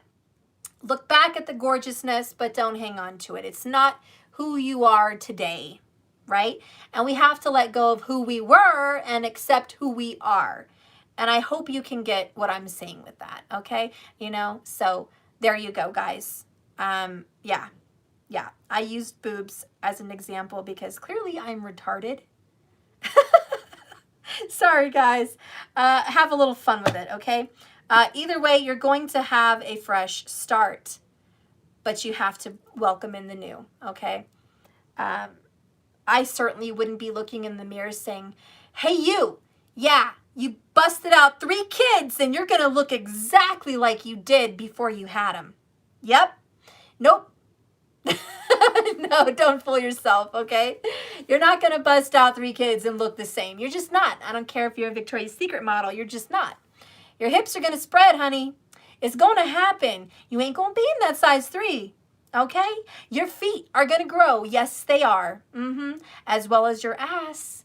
And, you might look good again, but it's not going to happen overnight, and you're still never going to have the skin that you had before them. So even if your body is better than before, the skin, the vibrancy of you is just never going to be the same. So I'm using that as an example. You cannot go back and have the same again. It's just not going to happen. Accept it. Can you have better? Can you feel better than you did even before you had the kids? Fuck yeah. There has been times I felt so much more better in shape and more beautiful than before I even had the kids. I've looked in the mirror and said, damn, I have so much more better style. I have a better ass. I have a better, hair, whatever. You can be better than the past.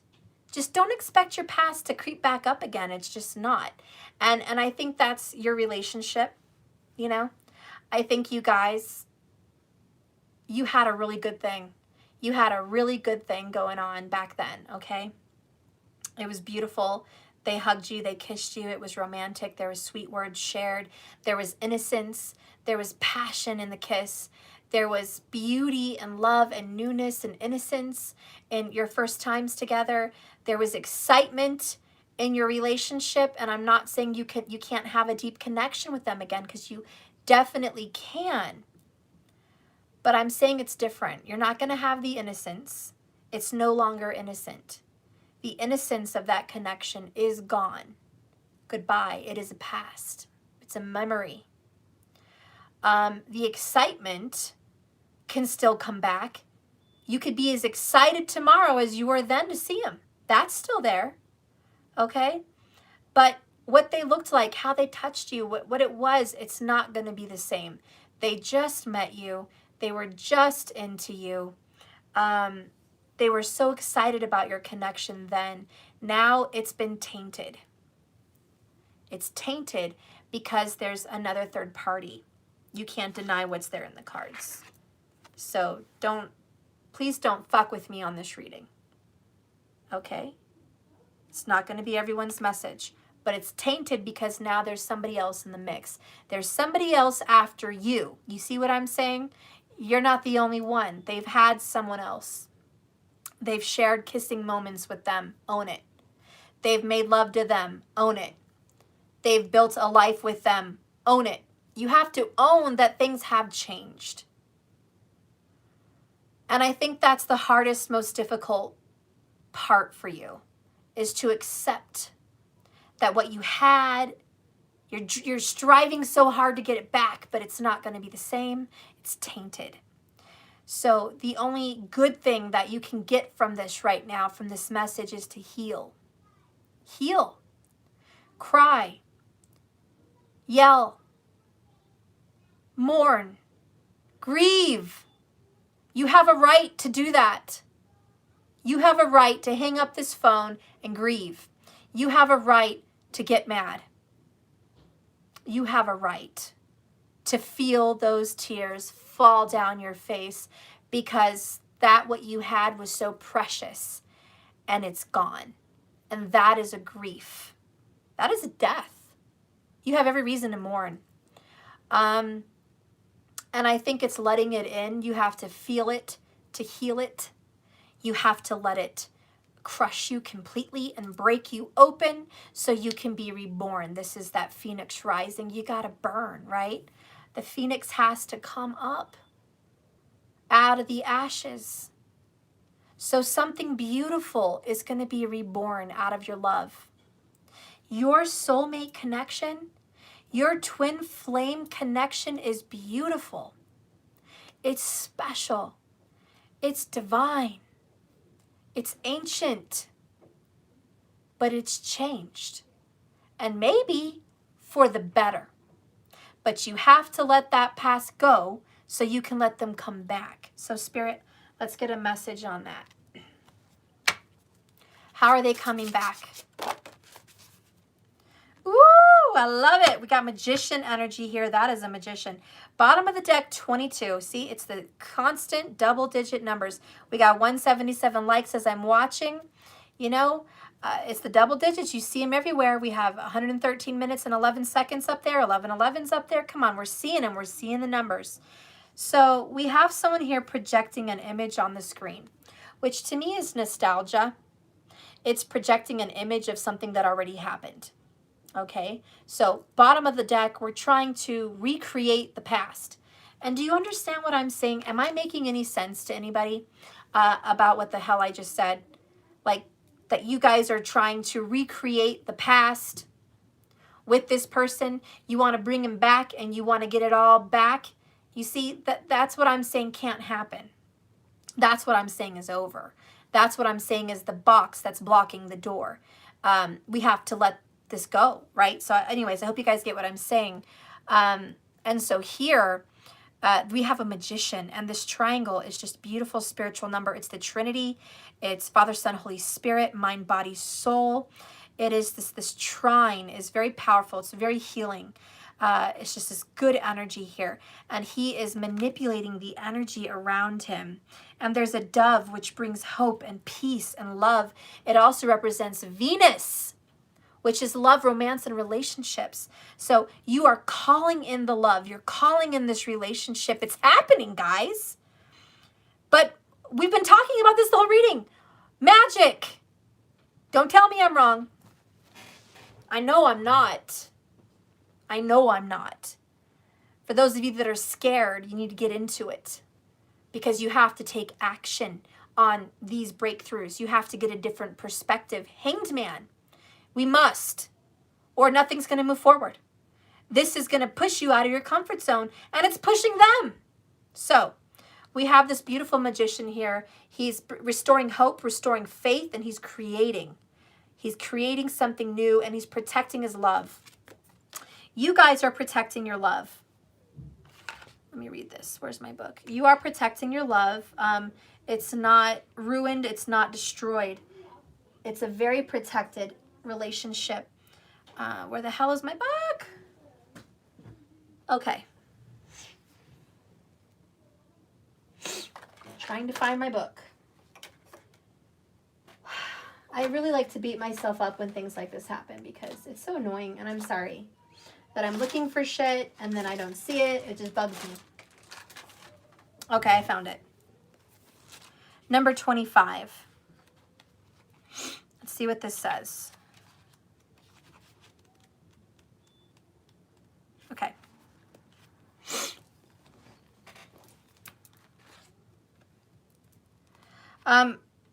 Misleading illusion and confusion. Ooh, yes. Do not be misled by what you see around you, or be influenced by what you see. Suck it in, guys, like a sponge. What you see is blockage. What you see is no communication. What you see is the illusion. What you see is it's over. What you see is obstructions, right? That's what you see. It says, do not be misled by what you see, okay? Because it says you live in a world which is a playground of illusions, full of false paths, false values, false ideals. But you are not part of that world. And it's very true, because if you are twin flame or divine soulmate, you're not part of that world. Religion is a world, I'm sorry to say, I don't want to be a part of. Crucified Jesus, it led people to the slaughter. It caused deaths of innocents, and it misled millions. It still misleads millions. Religion is an illusion of freedom when actually it's slavery. There's so many things like that.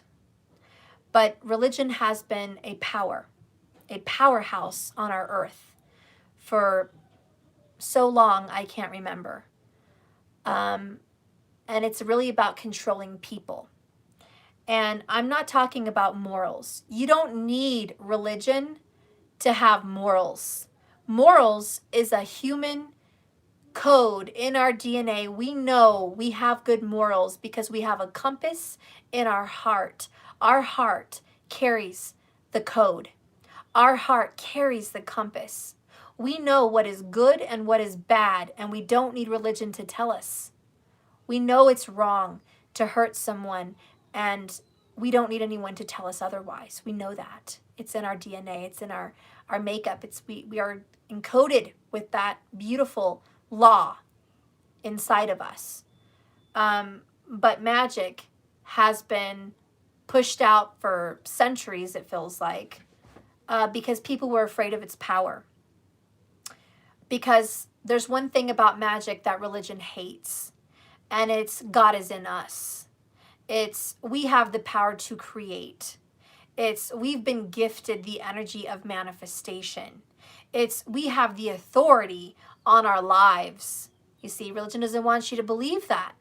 That's why they shun magic and mystics and foreseers, okay? They shun that because if you knew there were gifts that you were born with, natural, you wouldn't come to them, you wouldn't seek them out, and you wouldn't give them your money. Okay, you wouldn't put your faith in them to heal the sick. You wouldn't put your faith in them to cast out your demons. You wouldn't put your faith in them to have a power over the globe. You wouldn't put your faith in them if you knew that you had that power in you. They wouldn't have that power over you. And just like the labyrinth, and it's funny because we're talking about the Hanged Man. Jennifer Connelly and David Bowie, if you haven't seen the labyrinth, you should see it. At the end of the movie, she's there and she says, well, actually, David Bowie is like, just bow down to me, love me, worship me, and I'll give you whatever you want. That's a deal with the devil. Just give me your love, your admiration, which is like the church saying, just bow down to me, honor me as the church, honor us as the authority and the power, and we'll give you the nations, we'll give you power, we'll give you churches, we'll give you healing, we'll give you whatever you want. Just give us the title. Give us the title that we are the authority. Give us the title that we are the holy. Give us that title and we'll give you eternity and freedom and healing and all the good shit. But see, Jennifer Connelly at the end of the movie said this to David Bowie: you have no power over me. And then, doom, all of a sudden, the world starts crumbling down. The world falls apart. And this is shattering that glass ceiling. This is you guys shattering the walls around you. This is shattering the authority and power that you thought religion had over you. Telling you that mysticism is bad, telling you that magic is bad, telling you that following anything else other than what they say is bad. It's very power hungry and controlling.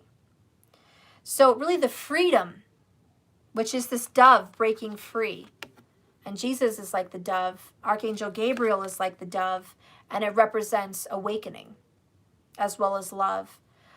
Freedom and breaking out of your glass ceiling and out of your box is knowing that God is in you. You have the power.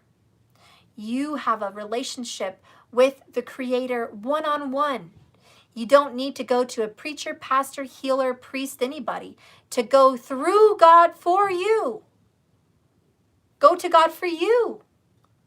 You don't need to do that. You don't need them. They have no power over you.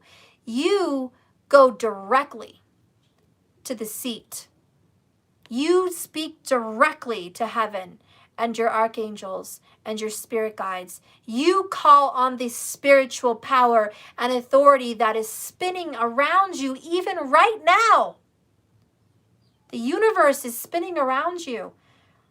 Passed on relatives spinning around you. Other dimensions that you can't see spinning around you. Different combinations and possibilities spinning around you.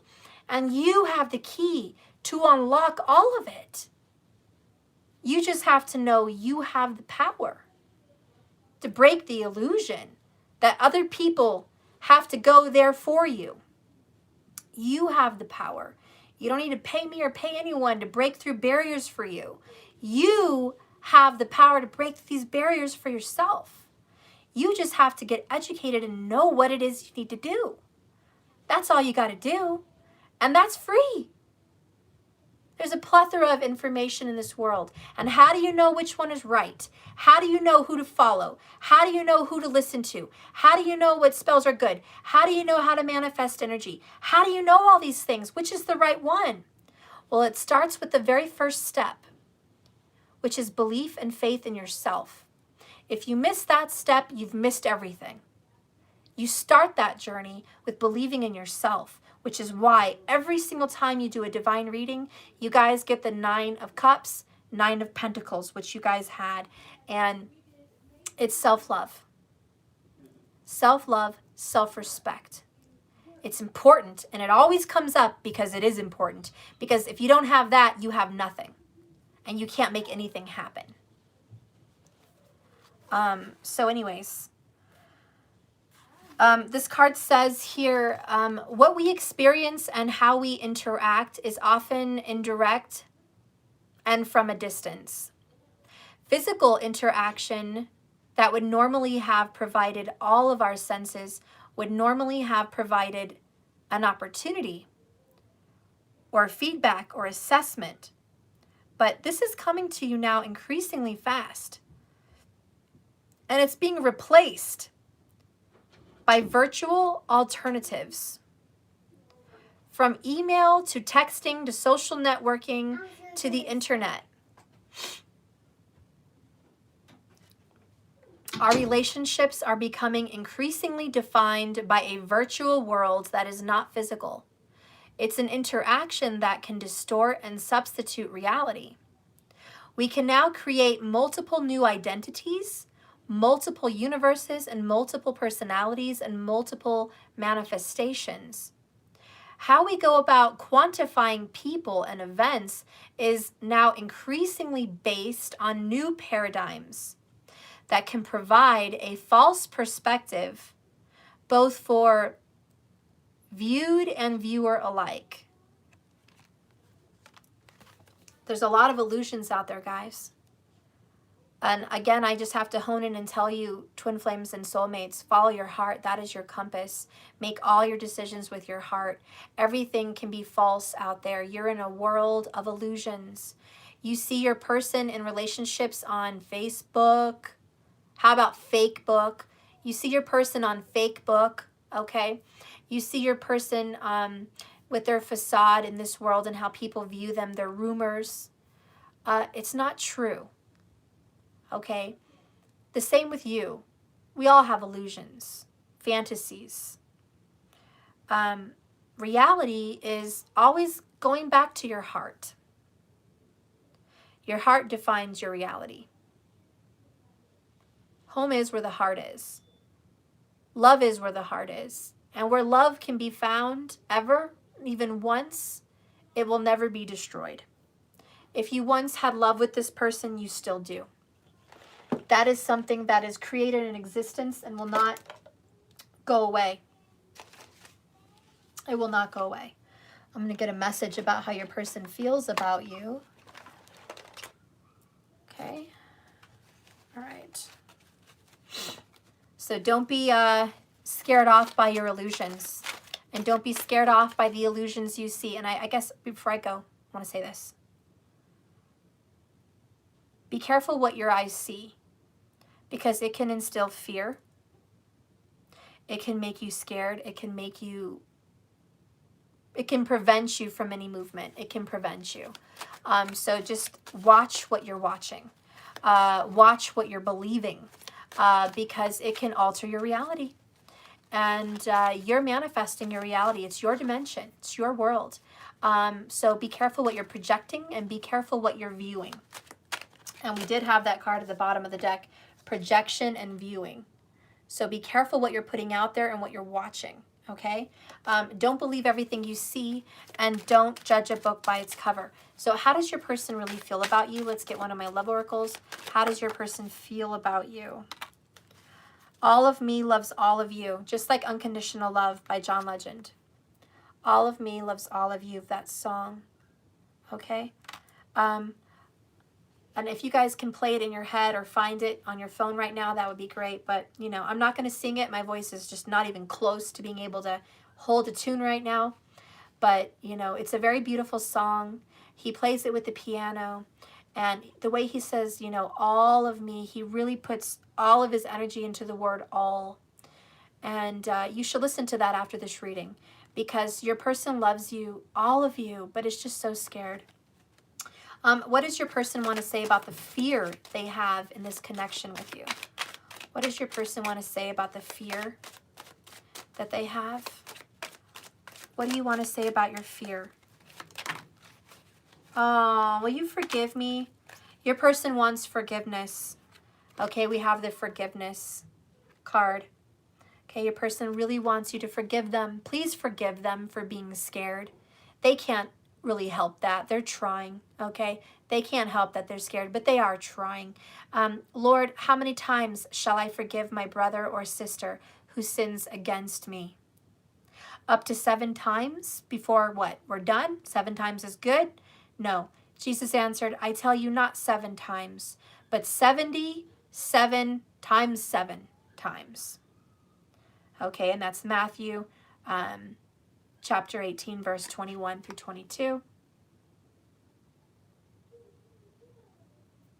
All right. So your person wants you to forgive them. And you may think, I've forgiven stuff. I've forgiven 7 times. I've forgiven 77 times. I'm always forgiving this person stuff. The Lord says, forgive them more. Forgive them more.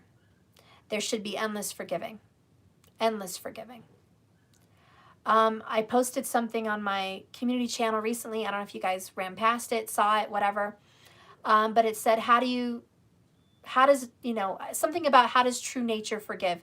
How do you define forgiveness? And it says forgiveness is like the crushing of a flower that gives off the beautiful perfume scent that it has. See, the flower's crushed, destroyed.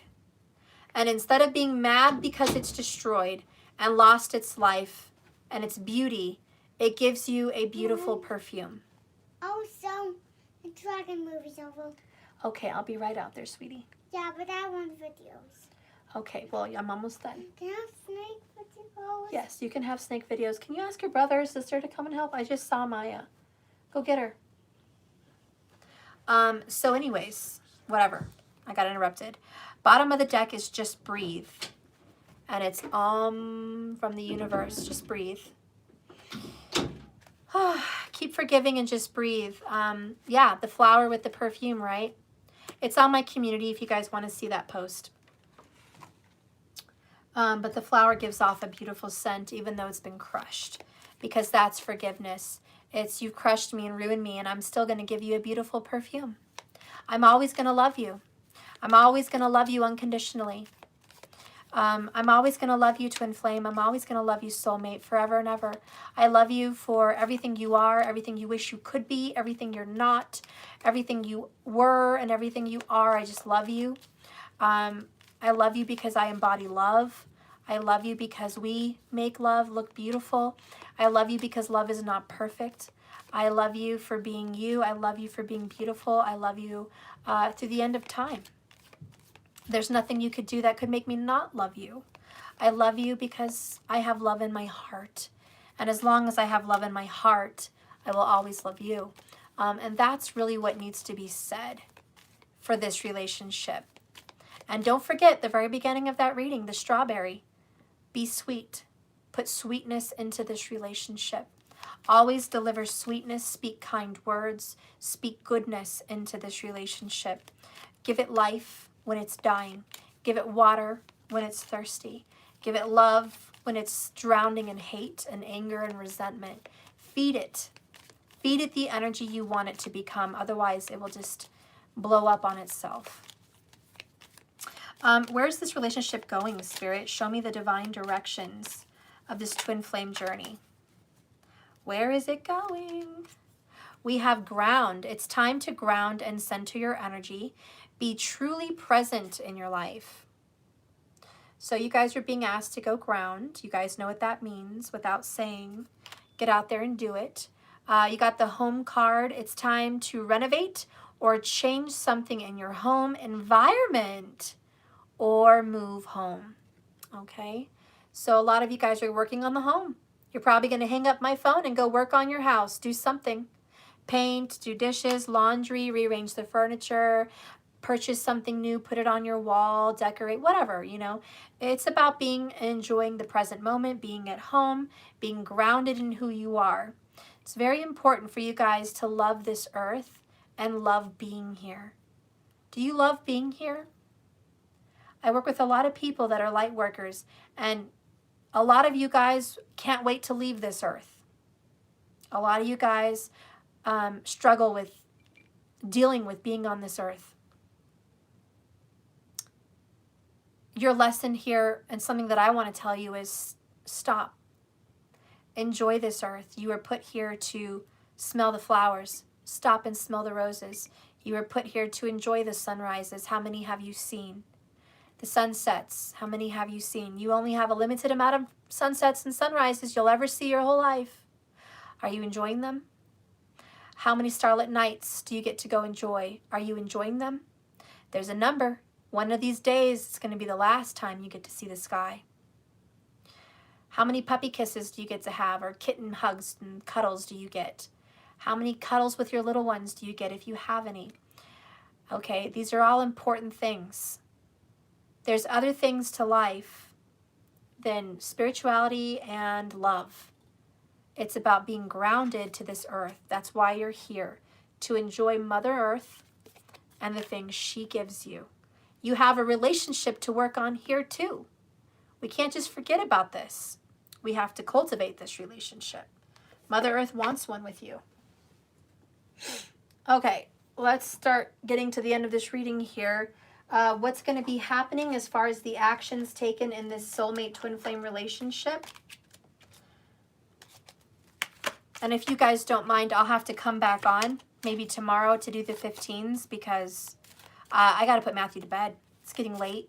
I think I've been here 135 minutes. I might be able to come back tonight once everything's done. But if I can't, expect me in the morning, okay? But I'm feeling like this is getting towards the end of the reading and I'm getting drained. My throat is getting hoarse. I need some tea. I need to revive my energy. But I will be back to do that, okay? But anyways, where is this relationship going for the twin flames and divine soulmates? Where is this going for you guys? What's going to be happening? Like soon. Let's talk about what's going to be happening this week for your person. What's happening this week for your person?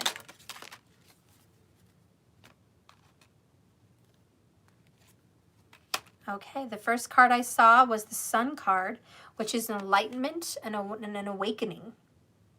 It's wisdom. It's shining a light on the dark. It's addressing an issue. It's seeing something being awoke. Okay, the next card I saw was the 4-leaf clover, the number 2. And it's about luck is going to change. Good things are going to happen. Optimism is here. Growth, healing, wish fulfillment.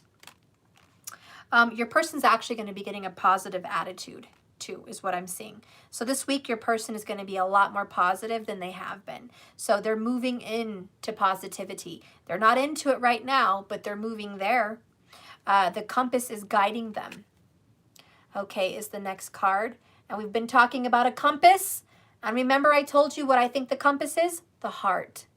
So I think their heart is guiding them, which is their compass. Their compass is guiding them home to the soulmate, home to the twin, okay? They're being brought home. They're being guided back to you. Remember, you got the word home. All right, so I do think home is where the heart is, and I think they are being guided. The last card here is the number 28, and it's the man waiting. So I see someone missing someone, looking back at the past. For me, this goes to the left, so that's always the past, okay? So anyways, your person is looking back and feeling hopeful and optimistic. Bottom of the deck is the woman who's naked and red in reverse. So I think the other woman could be a man in a feminine energy, but the other feminine is there's a breakup. There's an ending of a relationship, okay? I think there is an ending of a relationship. It's coming to a close. Definitely this week, there's going to be an argument and a fight about infidelity. That is what's coming across to me in my intuition with this message. So I think things are going to be moving forward.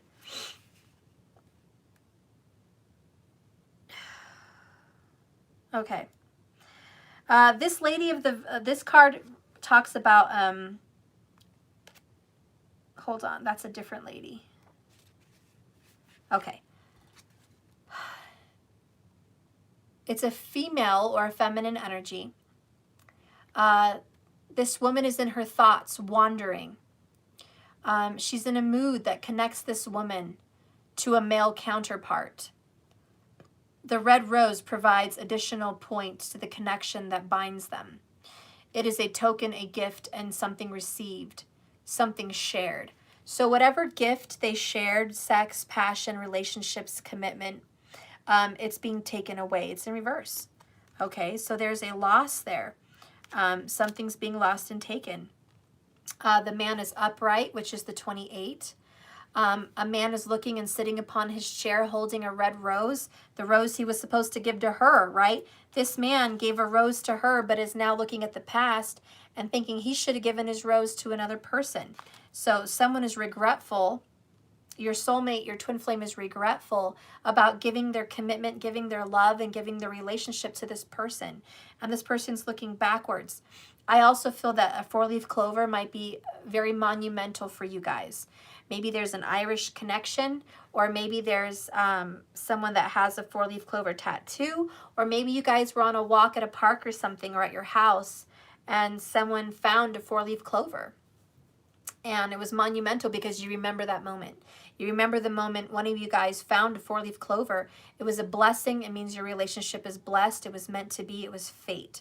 Okay? So that's another message for someone here that's, you know, more specific.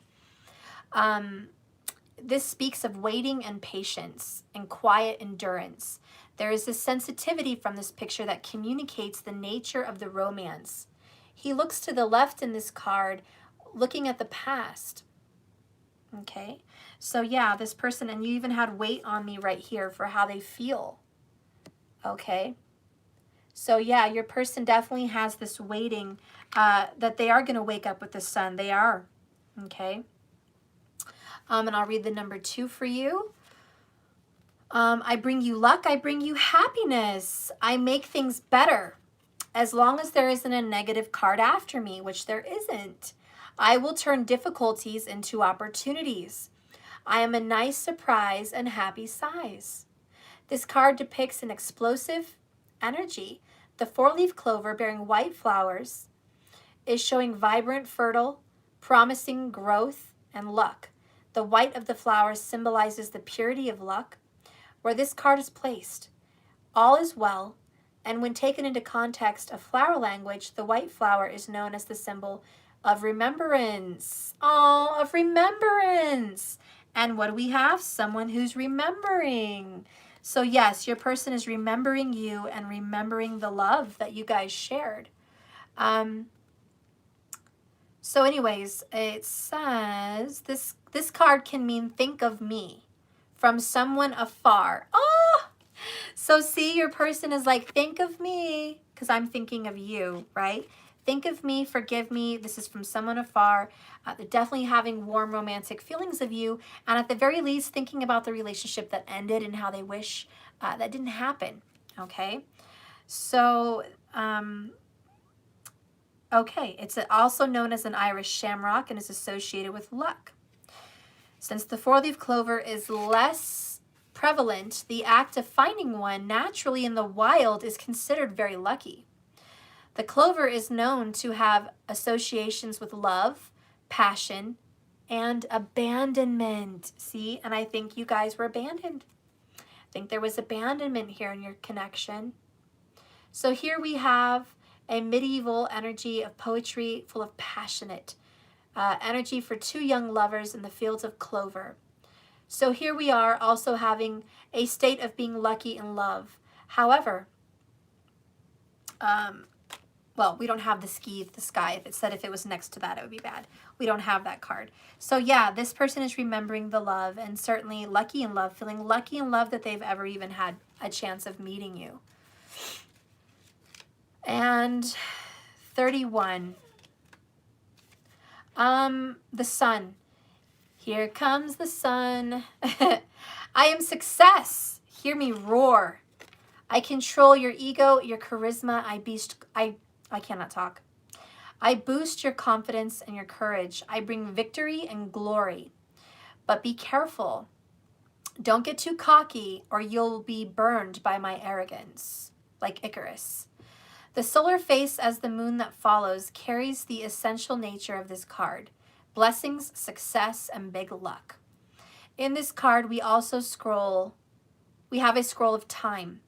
As the sun marks the passing of the hours, the shadow falls upon the number 6, which by the way is a lover's card number, a solar number. The sun shines and everything under its light grows. This card, the cards around this card in a reading will be aspected as and bodes well, even to the end of the cards.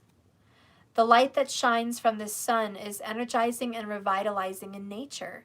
It can also signify confidence to step into the light by engaging with a project or a relationship. So your person in the next week is going to be getting confidence. There's going to be luck. You guys are going to have some optimism here. Your person is feeling led to reach out to you. I'm not saying they are, but I'm saying they're being led to reach out to you. Absolutely. Give me one more clarification of next week, how this is going to look with all this luck. Show me the luck for the future coming up next week for the Twin Flames and Divine Soulmates. Ooh, you are my other half again. Flew out. All right, yin yang, union energy, world energy here, completion energy here.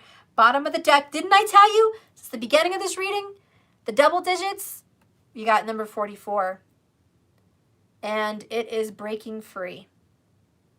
So I definitely think next week you guys are going to have a breakthrough. There's going to be a breakthrough. There's going to be busting through an obstacle, busting through a wall. There's going to be communication for a lot of you guys. The next 3 cards coming out is I'm working on my inner issues, which we already saw that with the Hermit energy, and I'm going inside myself. Okay, your person is working on their inner issues. Oh my gosh, you got earlier, please forgive me. You got the forgiveness card. Look what you got again. Sorry, please forgive me. Look at that. Forgive me. You are going to get an apology. It's coming probably next week, okay? Either way, they're feeling pushed by next week or they're coming in by next week. But there is this beautiful energy of please forgive me. They're very sorry and they are thinking about you and the past. The last one here is the number 15, Devil card, Major Arcana, Deadly Sins. And isn't that funny? Because we talked about the 7 deadly sins on this channel today in this reading. Talked about, what is it? Pride, right? That was one of them. Your person's ego and pride is going to be crushed. Your person is going to ask for forgiveness for their stubbornness, for their pride, for their arrogance, for being selfish. Okay? They're going to ask for forgiveness on all of that. They really are. There is a huge apology ahead for the twins and soulmates. It's coming in. Let's get a hand card. What is going to be given next week? What is going to be given next week? Listen closely. We have a shell. Messages, divine messages. I love to listen closely because don't listen to what they say. Listen to how they say it, right? Sometimes you have to listen with your heart, not your ears. So you're going to sense and feel things. You're going to be very intuitive. You're going to get a lot of messages all around you. Yeah, see 555 in the chat a minute ago. That was awesome. Yeah, there's going to be so many messages just flying all around you. Listen carefully. Messages in the shows you watch, the games you play, the people you meet, the songs you hear, everything. There's just so many. There's so many synchronicities. Your person's coming in next week. There is going to be a sign. Let's get another card here. Let's get a divine direction with this sorry. Show me a divine direction with the apology.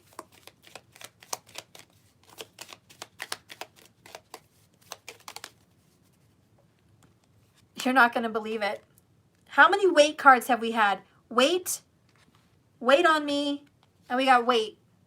Again, they're coming in. Don't doubt me. Don't doubt this reading. It's coming in. Take time and think on the matter at hand. Don't be tempted to rush. So have patience. You guys have gotten quite a few hanged mans as well. Just because things are moving forward doesn't mean it's super fast. It just means we're making progress. We're moving forward. Don't freak out. Look what's under that. Soulmates. Soulmates. Soulmates are important people who teach you life lessons. They can be friends, lovers, and family members. Okay, just a confirmation that this is your soulmate. The last one here is recharge. Please slow down, sleep, rest. It's not selfish to take time out to look after yourself. So recharge your batteries. Plus, your relationship is being recharged. Look what's under that. One more, communication. Communicate with others more freely. Speak up. You have the right to be heard. Ugh, I could go on and on. So we got communicate. we got recharge, we got soulmates, we got wait. Okay, you also got protection, which is the card that flew out, which is with this sorry. You are not alone. You're being looked after by your spirit guides and your angels. That's for real. You guys are not alone in this connection. You guys think it's just me and my lover. You're wrong. You're being helped by other people on the other side, another dimension. You're being helped by other energies, okay? Why? Because you're beautiful, you're wonderful, you're divine. You're part of the creation. We are all one. We are all connected. We're intertwined. We're like a web of connections, okay? The reason you're getting help is not just because you're super special, although you are. It's because you're part of a collective. You're part of an energy. You're part of the divine. You're part of it. You're part of all of this. So no, you're not alone. Why are you in this connection? Why is it so important that this moves forward? A lot of you guys have that question. Steph, why is this relationship so important in the first place? Okay. What is so great about this connection? Why is it so important that angels and spirit guides are trying to help me? Why? A lot of you guys have that question. Let's get it answered. I'm going to be using Denise Lynn's Sacred Traveler Oracle cards. Why is your connection so important? Why are people willing to help you? Why are you getting help from the other side on this? Why did you meet your soulmate and your twin flame? Why? What's the great scheme of things? Wow. Bottom of the deck, surrender to the journey, release control. Okay, stop asking 1,000 questions, number 1. But the card that came out is a narrow pathway, my love. Tread thoughtfully. You're on a narrow path. Remember, the path is wide and far for those that are on the wrong path. It's easy. If you're doing what everybody else is doing, you're on the wide path. And that's politically, that is emotionally, romantically, that is religiously. If you are on a wide path with a lot of other people and you're just flowing with the flow, and you have tons of people just traveling on this wide path with you, I don't think you're on the right path. I think you've been called here to get on a more narrow, tight path, the one that's harder to follow. You know why it's harder to follow? Because the narrow path is one in which you walk alone. You see, the narrow path it's not wide for two people to walk at the same time, side by side. It's walking alone. Okay, we have a scary bridge over a cliff, over a gorge. Could fall. It's scary going alone. The reason you were put on this journey is, for one, to lose control of the world, to stop going along with it, to be different, to stand out, to learn something about yourself, to know about your astrology, to know about your purpose, to know about your creator, to know about your energy and how it works, to know about all these things. Okay, that's part of the reason you were put on this twin flame journey, this soulmate path, because you needed to learn this. And if you didn't get with them, you probably wouldn't be learning this. You wouldn't be on this channel today, right now, wondering what's going on in your relationship, learning these things. So you were put there for a reason. Look, 555, someone said 444, and someone just said 44. Look at that. Okay, so many synchronistic syncs. Anyways, besides that, you were also put here and getting help from the other side, because it is hard to walk this path alone. The path you're going on, your soul is special. It is important.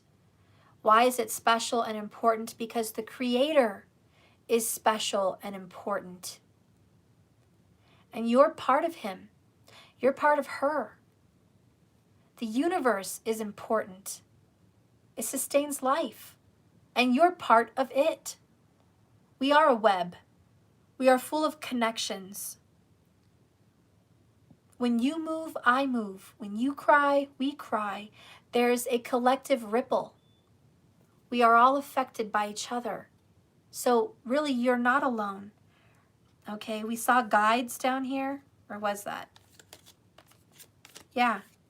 Your spirit guides are there to help you. Communicate with your spirit guides today, which again, you're not alone. I don't know what message we got that earlier. Oh, here it is, protection. You're not alone. Okay, and that's the whole point. I think the reason you've been put on this journey also is to know you're not alone in this universe. There's other souls out there. There's archangels, there's spirit guides, there's ascended masters, there's healers, there's beautiful energy out there, there's creators out there. You're just not alone. And I think you've been put on this twin flame journey to discover them. So they're helping you because you're discovering them. And if they weren't busy helping you, what would they be doing? Singing with harps in the clouds? Is that what you all think? That they have something better to do? That singing in the clouds with harps and sitting there and drinking wine would be so much better? There are times for celebration, but there's also profound feelings of joy in helping others. How often do you feel happy helping someone? Does it not feed your soul to help a wounded animal or a wounded person or a homeless person or a needy person or an addicted person or a wounded person? Does it not make you feel wonderful? Well, how do you think it makes the archangels feel? The spirit guides feel? They feel so good helping someone. So don't discount yourself. Stop telling yourself you're not important. Stop asking yourself, why could something so wonderful bother with you? Because you are helping them and loving them in return. It's all a circle of life. It's all a circle of interdimensional connections, the weaving of interdimensional webs. We're all connected. And it's a beautiful energy to share. And so you're just not alone. Of course they're helping you because they're saying, we love you, we support you. This universe is so beautiful. I feel joyful helping you. I love helping you. I love seeing you grow. Seeing you grow helps me grow. The angels didn't stop growing. The spirit guides didn't stop growing. The ascended masters haven't stopped growing. They didn't reach their peak, their limit, and attainment, and become oh so all holy, and that's it. They're always growing and learning, and so are you. So they're helping you, okay? Because it's hard, and there's no way you could do this alone. The narrow pathway is always the more difficult pathway, and it's also the less popular, less followed pathway. You remember that. I am very happy to know. Hang on, let me find this book. When I'm on a path and I'm alone, I'm happy. When I'm doing something political and I'm not on the popular vote, I'm happy. When I'm doing something religiously and I'm off on my own over here and no one else is on board, I'm happy because I know I'm on the narrow pathway. I know I'm not jumping on a bandwagon. I know I'm not part of some wide destruction, okay? I know I'm following my compass, my heart, and I know that I'm doing the right thing and I'm on the right path. So that's how you should know. Down here it says, the card meaning, do not make any quick decisions. Think things through, guys. Tread carefully. If you rush into anything, there is potential difficulties. Keep very focused and don't allow yourself to get distracted. Keep very focused, okay? Your relationship will succeed if you go slowly. So tread slowly. Temperance, right? Hanged man sometimes. Wake up. See where you're going. Get a different perspective. It says here, literally, the relationship will grow. This is growing, twin flames. Soulmates, but don't be in a hurry. Let it all emerge on its own time and be thoughtful in all areas of your life. Be present, remember that. When the path becomes narrow, success will ensue if you go slowly and carefully. The traveler takes one step at a time. And my clock is chiming. Deliberately and cautiously. No detail of the path is overlooked, my loves. Keep your focus and steps ahead. Do not get ahead of yourself. Breathe, relax, enjoy the journey. Just keep swimming. Be in the present. Enjoy tonight. You will be able to achieve what others have not. Oh, and I love that. That brings joy to my heart. When you're in this vibration with me, you're in a successful vibration. When you're in this vibration with me here on this channel, believe me, you will achieve what others have not. It's magic because we believe. We have the power. If you take the time to consider carefully all the options and move forward with deliberate care, you will win. You will achieve. You will overcome. So there you go. Maybe I feel like I should read the Surrender the Journey since that is the card of the deck. Maybe it's kind of important being that we got that. So I felt called to read it. So you can hang up if you want or you can just listen. But I felt called to do that one as well because we got it. Bottom of the deck. Under all overall energy. Release control. It's time to let go, twins and soulmates. All is well. The Creator is at your side. Your spirit guides are with you. You're not alone. You don't have to do this alone. Your life is guided. This is not the time to try to control the details of your life. Let it flow. There are times to hold on, but this is not one of them. Surrender to the greater forces of the universe. Let go of wanting to control your future. Simply turn your challenges over to the Spirit source. The Creator will escort you on your journey day by day. Moment by moment. What you need will be provided as you need it. The Sacred Traveler wants you to know surrender is not giving up. You're not yielding to a force stronger outside yourself. You're opening up your soul. You're cracking it open. By releasing a hold, you allow the creative forces of the universe to spiral through you like a wind, vibrant and full of life, which brings in inspiration and direction back to you. Sometimes the journey goes very different than you expected, but when it does, don't resist. There are times you can see the path, but there are other times it is dark to you. But you don't know where it leads. Not knowing where you're going can activate inspiration and insight and creative juices, or it can create fear. It is a choice. You cannot discover new oceans and distant vistas unless you have the courage to let go of the shore. I know you love the shore, but I assure you that the sea is vast and beautiful and there is new discoveries to be felt and had. You don't have to do it all by yourself. Support is around you. Simply open your heart and allow it in. So, yeah, the big box in front of your door is the shore.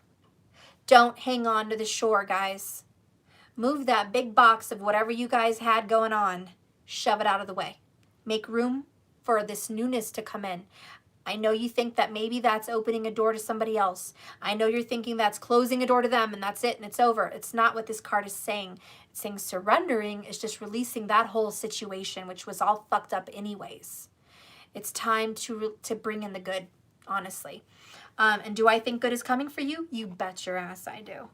Yeah, you guys are going to be getting a fresh start. Don't forget that. Before I close, give me a card about this fresh start. Give me a card. Give me a card. Oh my gosh. Ah! This is the best part of the reading. Now my kids are going to come running. Mom, what happened? Did you see a spider? No. I got the reconciliation card. Okay? Yes. So this fresh start, yeah, brings you a reconciliation. It's right there. Phoenix rising fire, burning power, baby. The next one is dreams. Your dreams become realities. This new beginning is going to cause you to dream, have new visions, new everything. A new wedding envisioned, A new house envisioned. A new relationship envisioned. New tattoos envisioned. New kisses envisioned. New reconciliation envisioned. You get what I'm saying? New, honey. It is time to dream of something newer and better. Let go of the shore. You also got healing. So obviously you guys are healing. You're on the road to recovery. You're on the road to recovery, reconciliation, and a fresh start. It is what it is. Okay? Are you going to worry about how this looks and how is it going to work? Don't get lost in the details. The devil is in the details. Underneath that, the karmic wheel is in reverse. Okay? This karma is ending. Don't get lost in the details. Okay? That's it, guys. I love you. Go out there and use your power. Don't be afraid to use it. Don't be afraid to claim it. You're more powerful than you believe you are. Don't tell yourself anything different than that. All you need is what you have inside of you.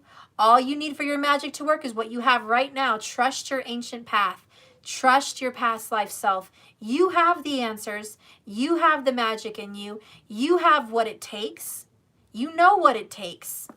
You don't need me. You don't need anybody.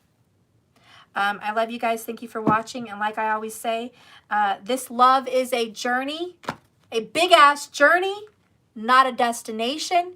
Quit thinking there's a destination. Just keep swimming. Just keep swimming. Live for today. Go out there, see the stars, enjoy them. Listen to the song, All of Me Loves All of You by John Legend. Get out there and make your house awesome and wonderful to be in. Enjoy your life. Thank you for watching. I hope you have liked and subscribed if you haven't already. And you liked this reading. What are you waiting for? Hit the subscribe button. Hit the bell icon. You got a million of them saved already. What's one more? Go ahead, tap that button. Support, show love, and be notified of the next time I'm live. If you guys are interested in a tarot class, that is available at jks1111.com. I need those sign-ups. We're getting close to close time for the class. Sign up if you haven't already. And I will be back tomorrow probably to do the 15s. And I have a very special reading for my 33s, okay? So the 33s get a special reading day. The 15s, yours is coming tomorrow. For those of you that have subscribed to my extendeds, I hope you're enjoying them. I will be back on that also. Probably Tuesday, I'm going to do a few of them at a time. I'm probably going to try to knock them out. So I am going to get back on that and start delivering all those rest of the extendeds. Right now, the extendeds are Aries and Pisces, which should be up on my website if you are subscribed. Also, I got a lot of notifications that the people that were subscribed, your payment failed. Remember, it's a subscription, not a one-time. So if your payment failed because you canceled it or maybe your bank stopped it or whatever, please be aware and check so you can get back in and view the other extendeds if you want to. Okay? So be aware of that. Also, those of you that made payments through Venmo back in the day for my class, you have not made your second or third payment. It's been a couple months. So make the payment on jks1111.com.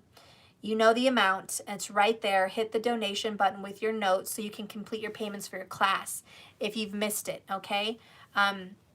For those of you that did not pay the full class, you're not going to have access to the class. So I really just want you to be aware that the clock is ticking, the time is going. Make sure you get that taken care of. And I guess that's it. Cards are being sent out again this week. I do believe Marcus is on there. Marco is on there. Cindy's on there. Ray is on there. I think there's a Patricia on there. Yeah, I have a lot of people on that list for the next shipping out. So get prepared to get those packages. Hopefully they'll be there before Halloween. So I'm working on that getting out. So I think the last of my shipments will be mailed out this week. So tomorrow, I look forward to start getting that done, okay? Tiffany, you paid your class in full. You're good, love. For all of those that did pay in full, you don't have to worry about it. I am well aware of who's full. So thank you, Tiffany, my love. And that's it. True Blonde, I'll be checking you out after this for your reading. And Anthony and Patrice, I think you guys were on there, right? So Anthony, True Blonde, which is Tiffany, right? And Patrice.